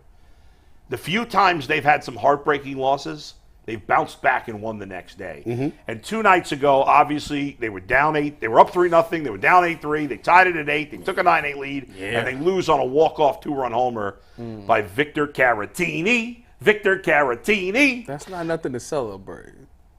I wasn't celebrating because he hit the home run. It's just that's my Victor Caratini dance. You weren't here yesterday for that. But last night, the Guardians. I don't know what that was either. You Let never me know. see it again. You guys missed it. Let me see it I was again. here Victor yesterday, and I Caratini. still know what it is. I just like his name. So the Guardians win 3-2, and I think the most promising thing from that game last night was the way Tristan McKenzie pitched there, Jason. Oh, I totally agree. That was big. His velocity was up, and his curveball was nasty. By the way, I don't know if it's possible, but I think Tristan McKenzie's even skinnier now than he's been. I don't think that's possible. He weighs like 97 pounds, I think. Wait, when he's been pitching normally, he hasn't pitched 7 innings, has he? No, not this year. This year? Yeah, this year. So That might have good. been. That was that's the most impressive Was part that his to longest me. outing? That probably was 7 his longest innings. outing. I love that even when he gives up the home run to tie it. That I didn't love that part. Yeah. That ball was smoked by Kyle Tucker. But I like that Stephen Vogt left him in and let him get out of the 7th, and he finished it up.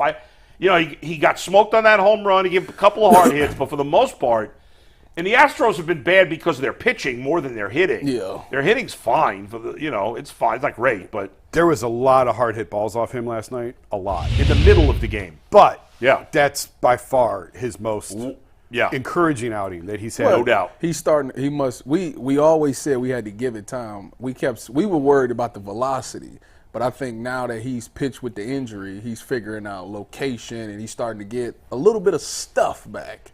I mean, they still hitting it, but it ain't. He's still getting more strikeouts now. That's the best part. His fastball velocity last night was creeping back up to where it was Yeah. a couple of years ago. I think I was looking at StatCast this morning. I think he hit 92.7, 92.8 on a few.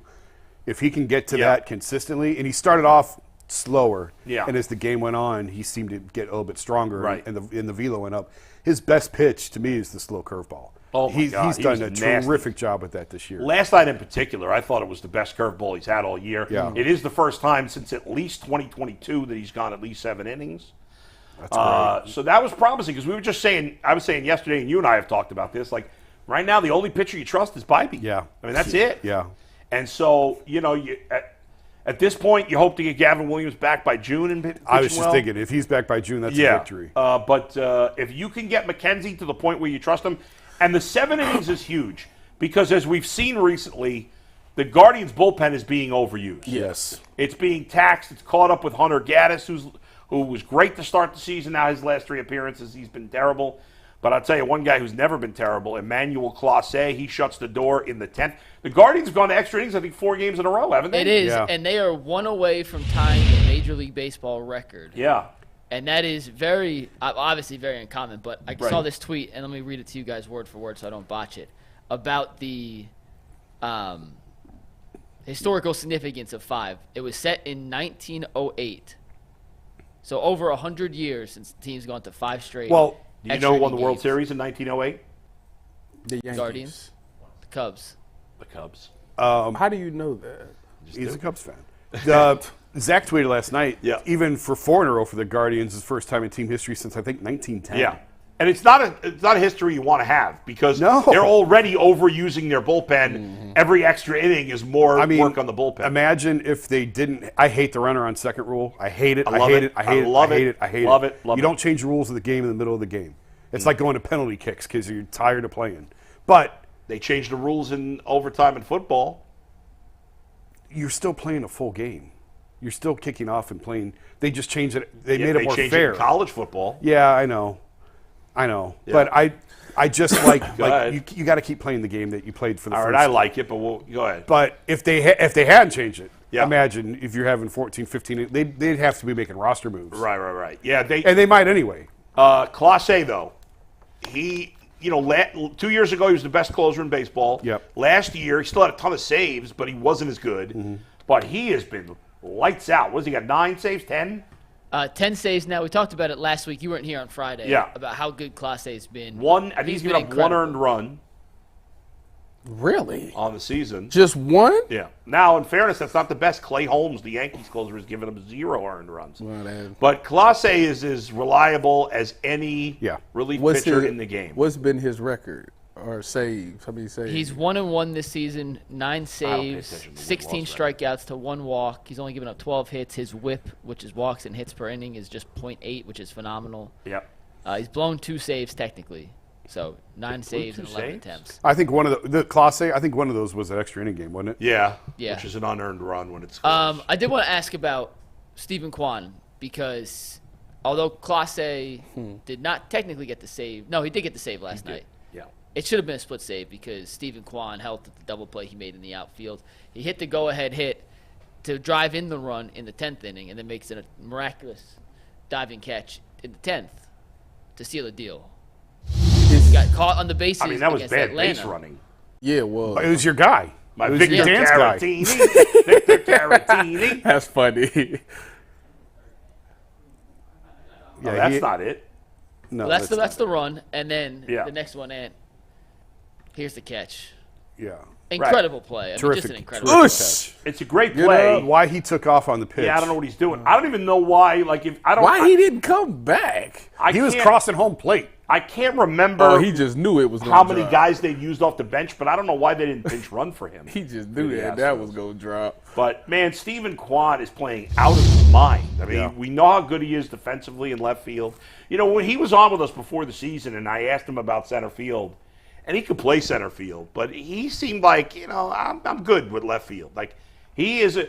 Usually, you don't think of great left fielders because most of the great defensive outfielders are center center fielders, field. and if they're not center fielders, they right fielders. Left fielders The usually your leftover. weakest It's your outfielder. leftover. But Center he field is is an your- elite left fielder. Center field is best athlete. Right Yeah. field is best arm. Right. Left field is whatever's left. But he just makes every play out there.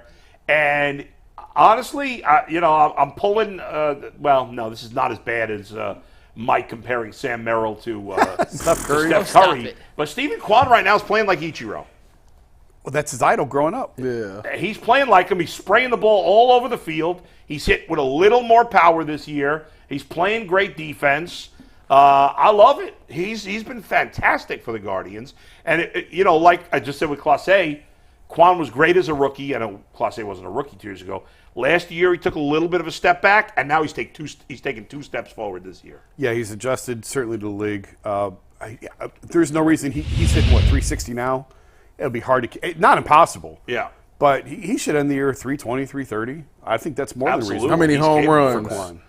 What did he have? Like he I'd only like had him to like hit 10. he only 8 to had 10. like 2 last year, right? Yeah. Or maybe a little more than that. Or I don't know. He Mike, could- how many homers did Kwan hit last year? Can you check that? He could hit 8 to 10. Easy. I love to I see mean, it. he He's already had- got he had what? 3. He's already, is he at 3 now? Yeah, he had Let's just see, 3. He's at 2 or 3. I mean, that's the only non-strong part of his game is power. He's never going to be a big-time power hitter, but he's a great hitter. He had He's a- 5 last year. At 5, 5. he's a great hitter. Oh, he's past He's a halfway. great fielder. He's got a good arm. He's got excellent speed. He's a great base runner. He is. Are they gonna pay him? I mean, he's a weird guy to pay because you don't know what like guys that don't hit for power. It's weird to what do you pay him? Jason, but they're not gonna pay him. You're the one that tell us what we need to hear. Well, What's the truth? enjoy him while he's here. They've already tried to sign him. Like they offered last year in spring training, and you don't see a contract, do you? Who's the comp for Stephen Kwan right now in baseball? Is there one? Luis Arise. I don't think And he's that's not signed even the contract. and that's yet. not even a good comp because Kwan's faster. And he's a way He's better a way fielder. better defender. Yeah. But that's the best good stick, no power comp Right. out there would be Right. But Arise. I don't even think there's a player like him in baseball, really. No. That does outside of power is very good to elite at Yeah. every other part of the Yeah, game. it's hard. It's hard to put a number on that. Enjoy him while you can. But I mean, this is year 3. Yeah. So he's arbitration eligible next year. So he's got 2 years left, and then you got to trade him. I'm Well, sorry. I mean, why do you keep doing I'm- this? When am I going to ask you you? just asked him to be I honest. without getting know, mad but at I me. want him to say to me, what he's, do you want? He's fully gonna get it. I'm waiting on the one player that they say we know what we're gonna sign. Well, that they guy." have. They signed Jose and they signed Jimenez. We'll see what happens. They did sign Jimenez. Yep. The truth is, it's easier I to can't sign. be mad at that, but still, The truth is, this is his last year. He's arbitration eligible next year. Yeah. He's going to make, I don't know, I $5 wonder million. what the comp is going to be like. don't In know. arbitration, they do what do you, comps, but yeah, I there's want to no say, comp for him. what do you think a guy like that brings in numbers wise? Contract? you mean? Yeah, contract. Contract numbers? I guess what I'll go with is the Benintendi contract because maybe that's what they thought he could be. Which this. is, But he's way better than He's way Benintendi. better. But what's the numbers on that? 5 for 75. I mean, Man, nobody's going to pay a non-power hitter a ton of money. It's just, as good as he is. I don't know. I don't know about that. He's got everything else. He does. So But what do you think he gets paid? But he doesn't play a premier position. It's a weird situation. you could put him in center field. As a team is signing Right, as but a is he free elite agent. in center field? We don't know. He might just be good in center field. I don't know. What do you think he's going to get paid? If he were a free agent right now, what would he get? 95. No, 80. Okay, 75, I said 5 80. to 75. You said, But I don't think Oh. the Guardians are giving him that. Or I don't know if he's accepting that. I don't know. Because, again, once you hit arbitration Yeah. and you start making a little bit of money. Ain't that what they was trying to offer Naylor? 5%? No, you said that's what they should have done. They did Yeah, 5 for supposedly. 45. I don't know if they offered him 5 for 55. That was the rumor. I don't. No, I don't know what the offer was. So anyway, for him. what's going to happen in the future is going to happen in the future. We'll see. But Jason, I was talking about yesterday. Even with McKenzie pitching better today, they got to go get a pitcher. I mean, they have to do something. And I know it's not desperate. I threw out Verlander yesterday, although at the Did you time really? I didn't realize he had a vesting option, which if he gets to 140 innings. But I think this is the year when I think the American League is wide open. I think the Orioles are the best team. They are. But they're not that good that the Guardians couldn't beat them in a playoff series. They're going to need. They got. We're going to talk about Manzardo in a minute. They need to call up Manzardo immediately, and eventually DeLauder, and they need to go. I think they might need to trade for 2 starting pitchers. Jeez. One legitimate front of the rotation type of guy, and one just an innings filler type of guy. And I don't know who that top of the rotation guy is going to be. I was threw out, like I said, Verlander yesterday. The Guardians haven't made that kind of move since trading for Andrew Miller 8 years ago. It's time. I'm not saying today. And he I'm was a saying this reliever. year is time. Last time they traded for a starter was Valdo, yeah, which was what, 12 years ago, I think? Something like that? something like that, Yeah. around there. They've got to do it. Oh, that's 'cause There's they- no help coming besides Gavin They Williams. literally been developing them, so they never really had Right, to. but now they don't have anybody. Besides, Gavin Williams is the only legitimate internal option. Let me ask you, which problem would you rather have? The pitching and no hitting or the hitting and no pitching? Pitching and no hitting. I agree. Because pitching is so much more expensive to go get. I agree. Whoa, say that again? He said, which would you rather have, pitching and no hitting or hitting Well, and no pitching. but it's been yes, I agree, but it's been extreme with the Guardians. Real quick, because we Yeah. got keep cut trade we got to get to today. Jason has a Kyle Manzardo theory Yeah. that we can't skip. So what's the Manzardo theory so we can make sure we get in keep cut trade? All right, go ahead. there's no logical reason for him to still be from a None. competitive. Yeah, if no you're reason. trying to be competitive, you're trying to put the best team on Right. the field. He's red hot in AAA. They've already gotten the 7th year out of him, Yes, unless he wins Rookie of the Year or top 3 Rookie of the Year. that's my theory. That's disgusting. If that's what's happening here, So that's a freaking disgrace. But here's the thing. The 2 teams that care most about contract manipulation and team control are the Guardians and the Rays.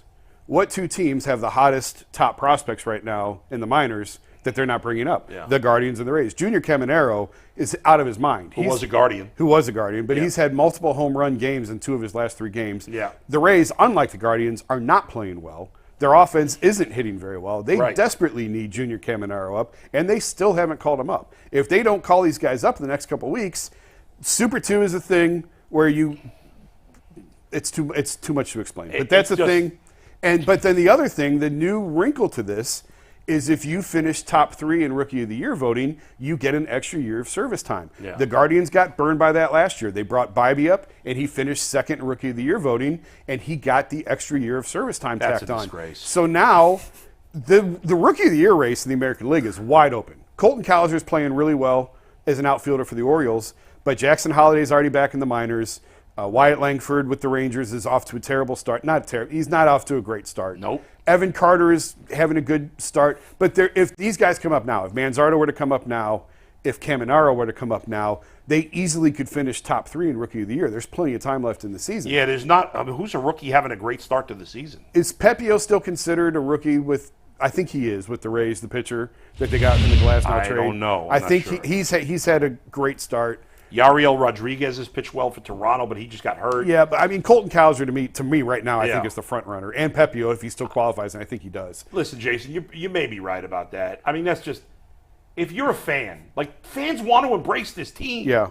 They're playing so well. They're overachieving. They're overachieving compared to what we had expectations.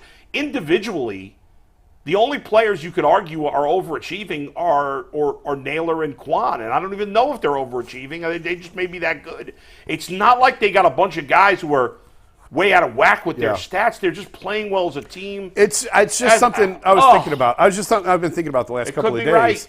right. And now if he's up in a week or two, then that's not it because No. there's still plenty of time. But there's no logical reason None. for him to not be up here because to me the move is Ramon Laureano. Like at first I thought it was Florial, but Laureano's making $5 million He's awful. this year. He's making $5. Put him on waivers. If someone wants the contract, good riddance. Yeah. But who's going to claim Nobody. him at $5 million? He hasn't had an OPS over 700 since 2020. So put him on 2019. So DFA him. Yeah. Put him on waivers. If he clears waivers, send him to Columbus, and he's right there if you Right. need him again. And if somebody claims him, it's $5 Then million off the great. books. That's That $5 gives you million. something to spend for the trade deadline. So I don't. It's ridiculous. Something to do what now? What they gonna do at the deadline? They would have money potentially to spend at the trade deadline. They gonna do what at the deadline? Yeah, well, I won't hold my No, breath. I mean they've been aggressive in the past when the team has called They for it. need to be aggressive now, and part of that is calling up Manzardo. Why is he in the minors? Today is the perfect day. I know it's the end of a road trip, so they're not going to do it, but they're facing Spencer Arrighetti. The guy's pitched in, He has an ERA over 10. and Manzardo's probably faced him in the minors because for he's sure. been in AAA. Y'all Let's go. Y'all two are ridiculous. I can go see him right now in Columbus, so I think I need to go get me a Clippers ticket. Is what y'all telling me?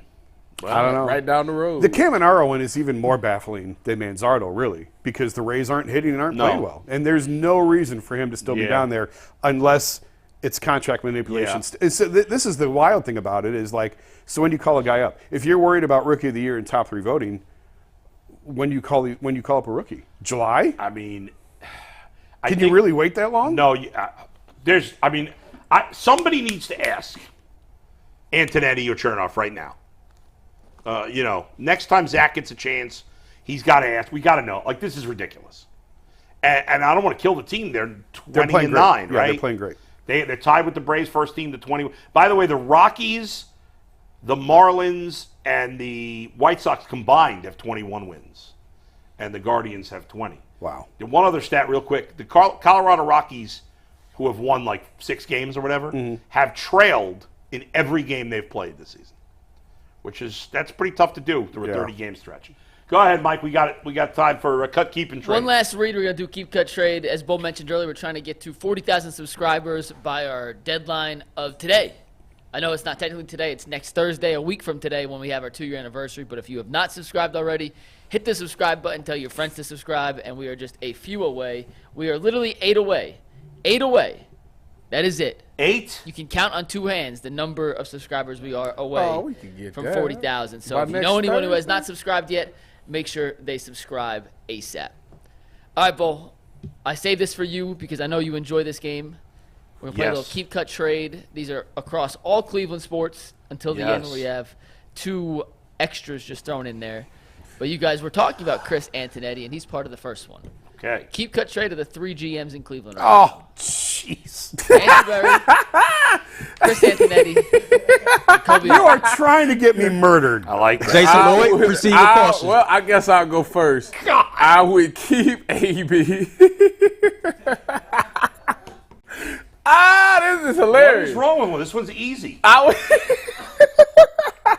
Why would you keep AB? because he's the only one that's good.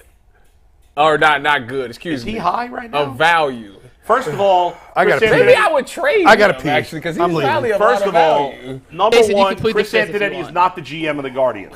I know, but you can combine him and Chernoff. All right. It's Actually, baseball I might president. trade Obviously, AB. you keep the Guardians because they're the best front office. You trade AB because they're second best, and you cut Kobe because he's the worst. Where's the complication? I probably There's no would say- conversation. There's no debate. You might got me with that one. Jason, Travis, is what there do you any say? debate that Andrew Berry is a better GM than the Guardians? Jason, you can refrain from this one. I understand your. Guardians are the best in Predicament. town. Of course they are. They're the best in town. You have to keep them Anybody under. picking Andrew Berry is just Brown's bias. That's it. I like Andrew Berry, Yeah. but he's number 2. Davis? I won't argue that. You just argued it a minute ago, but you changing your mind. I just said, while you went, I changed my mind as All you was right. going. I think all 3 of these guys, honestly, truly, Yeah. have done a really nice job of roster building. All 3 of them, all 3 organizations. The Cavs have done a really nice job of developing. What's the last first-round pick that they missed on? Who? The Cavs. Who was the last? Isaac Okoro. Could they have gotten somebody better? that they missed. Anthony Bennett. Well, that was definitely missed. But under this regime, like they've he's hit on all of their picks. But they've done a nice job of developing guys on the margins. But the Guardians front office, which has been the most successful, has the biggest disadvantage. They don't pay no because of the ownership that doesn't spend. Yeah. Oh, the Guardians Can you are the best imagine? in town. Guardians are the best run team in town. Can you imagine if Dolan spent like Jimmy does? I mean, just keep your own. Even if you don't want to go out in free agency. Come on. Just that's pay the to keep easiest your one own. you've ever given there. All right, There's let's no go debate to in my mind. Go ahead. next one. This is in their current state. Yeah. So this is currently. It's not career. This is their current state. Yeah. Keep, cut, trade. Nick Chubb, Donovan Mitchell, Josh Naylor. In their current state. What? Ooh. In their current state. Well, I would keep Josh currently. Keep Josh, trade Donovan, cut Nick. I think that. Same Yeah, thing. I think That that's pains where I me would to be. say, but yeah. that's it. Because I always go back to trade value on It's these. easy. That's the Yeah. easiest. Donovan's going to bring you the most back in trade. Josh is playing the best, and Nick Right. is the most uncertainty with the Yeah. injury. Mike, You are usually really. good with these. You're buddy. trying to get all of us killed today.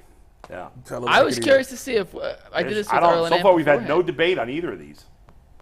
Well, I'm gonna refrain. All right, next one. What are you refraining from? I'm gonna just hold my tongue. No, don't hold your tongue. Next one. We don't hold tongues here. 3 Cavs. No. We're not. You don't hold this show. There's no tongue holding on this show. Spit it out. Spit it out. I am surprised Yeah.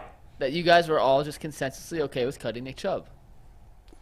We don't know what he's going to be. We love Nick Chubb. It's painful to do it, but what other choice do we have? Ant cut Nick Chubb. Earl refused. Earl is way too Browns biased.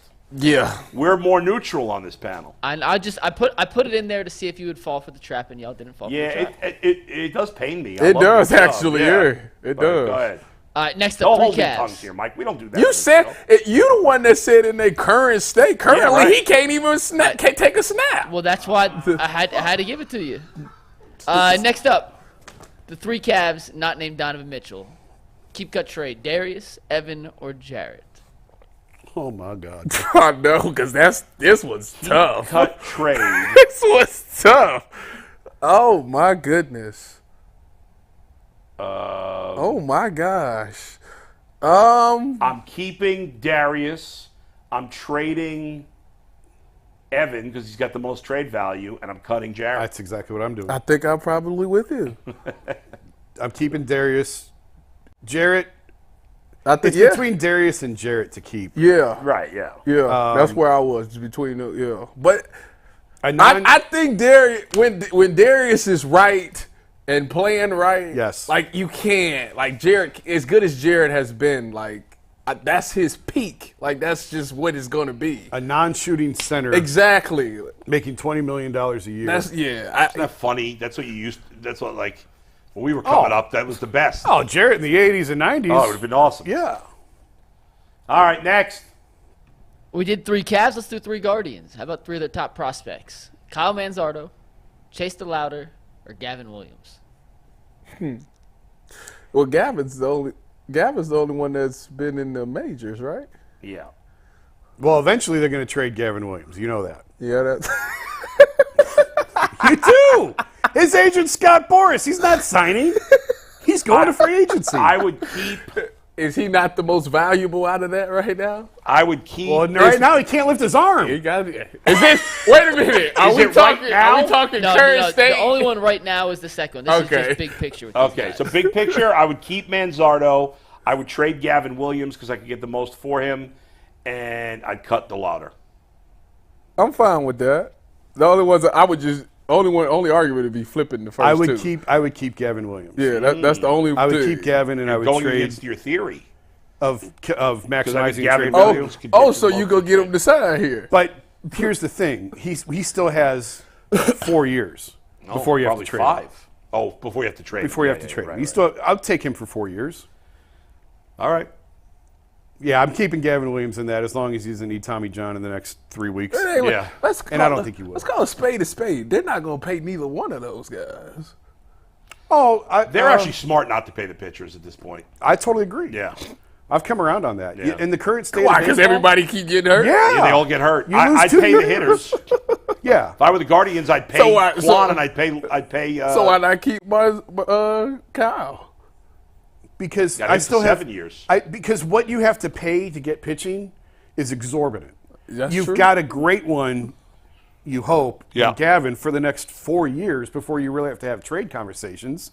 I'll take 4 great years of Gavin over 5 or 6 7. of Manzardo. Well, then you got to trade him.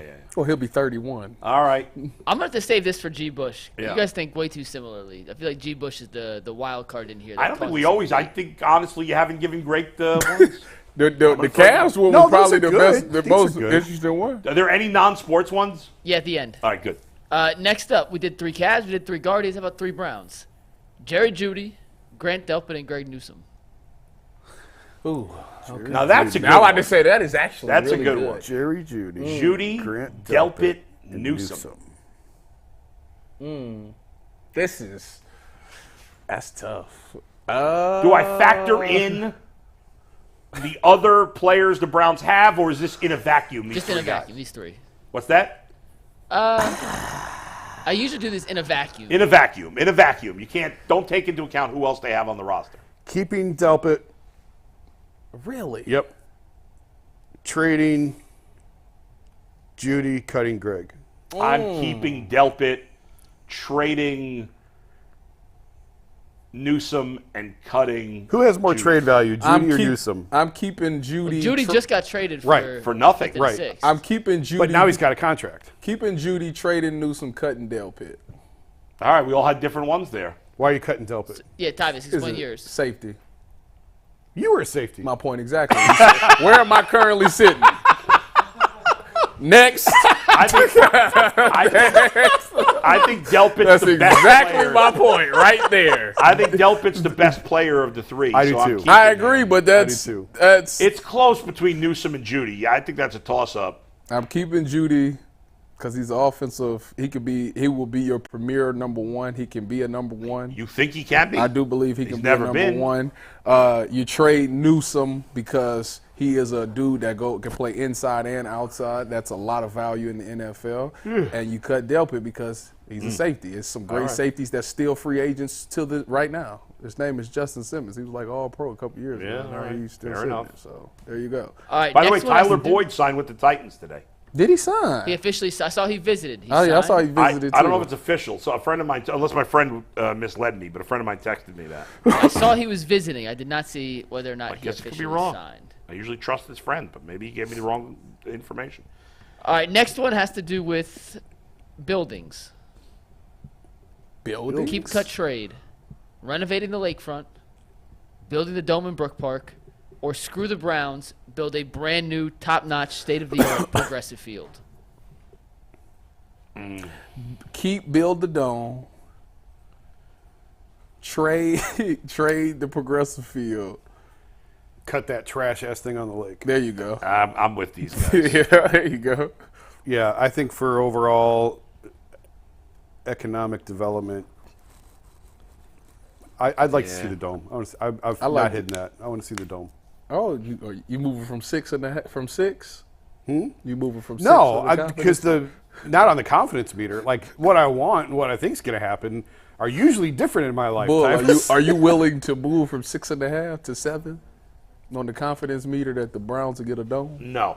Y'all sick. I wasn't at 6. Oh, was I at 6.5? You weren't on that day. He wasn't on, was he? Yes, Yeah, he Were you? was. Yeah. Okay. It was Tuesday. I have. All right, Mike, I is have that CT, it? I have CTE. No, we got 2 more. Yeah. This one has nothing 3 to do with concussions. Cleveland whatsoever. Me and Earl all disagreed on this one. I might have ADD and CTE. You need to go talk to I somebody. definitely have And ADD. ADT. Go All ahead. right. This is an NBA one. Joel Embiid, Luka Doncic, and Anthony Edwards. That's easy. I'm cutting Embiid. No. Well, I'm keeping That's not Anthony easy. Edwards. I'm cutting Embiid. I'm trading The trade is Luka, and I'm cutting Embiid. You're right. That's what I'm doing. So you say keep Anthony, Anthony Edwards is the best player, trade isn't he? Luka. I think I'm going disagree. that. I'm going Luka that is same way. phenomenal. Luka is phenomenal, but I'm keeping Anthony Edwards, trading Luka because you'll get a haul back for that. Yeah, plus and Luka's he's not Embiid. going to age as well, is he? He's kind of fat, isn't he? No, he plays his own pace of style, his own style. His mom's hot, though. We got to keep something for that. He's got a hot mom. This is hard. I think I would trade Luka just because of the trade value. You get and a haul. Edwards is bigger. But Edwards isn't bigger. you don't think Edwards is bigger? Luka's a legit 6'8", man. You guys are tripping. How big's Edwards? How big is Edwards? That's a hell of a question. Let's see. Pro Basketball Reference says, I'm not sure if they keep the stats Jason's looking for, but according to Pro Basketball Reference, Anthony Edwards is 6'4", 220. Mike, you think Luka's better than Anthony Edwards? I think Luka's a top 4 player in the league, yes. All right. I also think Embiid's a top 4 player in the league, but I'd still cut Embiid in this situation. I'm keeping Luka and I'll trade Edwards. Mike. Why? What makes Luka better than Edwards? Oh, right now he's better. Yeah, I mean, Isn't right now Edwards he is better. Is Edwards good defensively? Because Luka's terrible defensively, right? Edwards is a pretty good defender. He is a pretty good defender. But So- I think what Luka does from a control of a game standpoint Yeah. for 48 minutes is more what's the word I'm looking for? Edwards has spurts where he takes over. And like the fourth quarter against Phoenix in the closeout game 4, he was incredible. But in the first 3 quarters, he was just good. If that makes sense. Luka from start to finish can dominate a game in ways that I think like one other guy, maybe 2 in the entire league can do. Who's the other two? Just out of curiosity. Jokic and LeBron when he decides to play like that. You are such So who are the a- top? You are Who's your top 5 NBA players right unbelievable. right There's a now? top 4. In my opinion, there's a clear-cut top 4. Go ahead. Oh my gosh. Jokic is 1. And then 2, 3, and 4, you could argue any order. I'll hear any of it. Embiid, but he's always hurt. Luka and Giannis. Thank you. But how can I put Embiid and Luka on there when they've accomplished nothing in the league in terms of team What has success? Anthony Edwards accomplished? Huh? Yes, Anthony Edwards. Because playoff stats, and yes, it matters. Luka's playoff numbers have been terrific. His teams just haven't had success. How many series has he won in the playoffs? They went to the conference. They went to the East or Western Conference Finals with the Warriors 2 years ago, Okay. and he was by himself. I don't even Embiid's think never they gotten had to no. not gotten to the finals. He's been No, around they. for a long I time. think their longest was when they lost So to who's Toronto. the 5th best player? Do you agree with his top 4, Jason?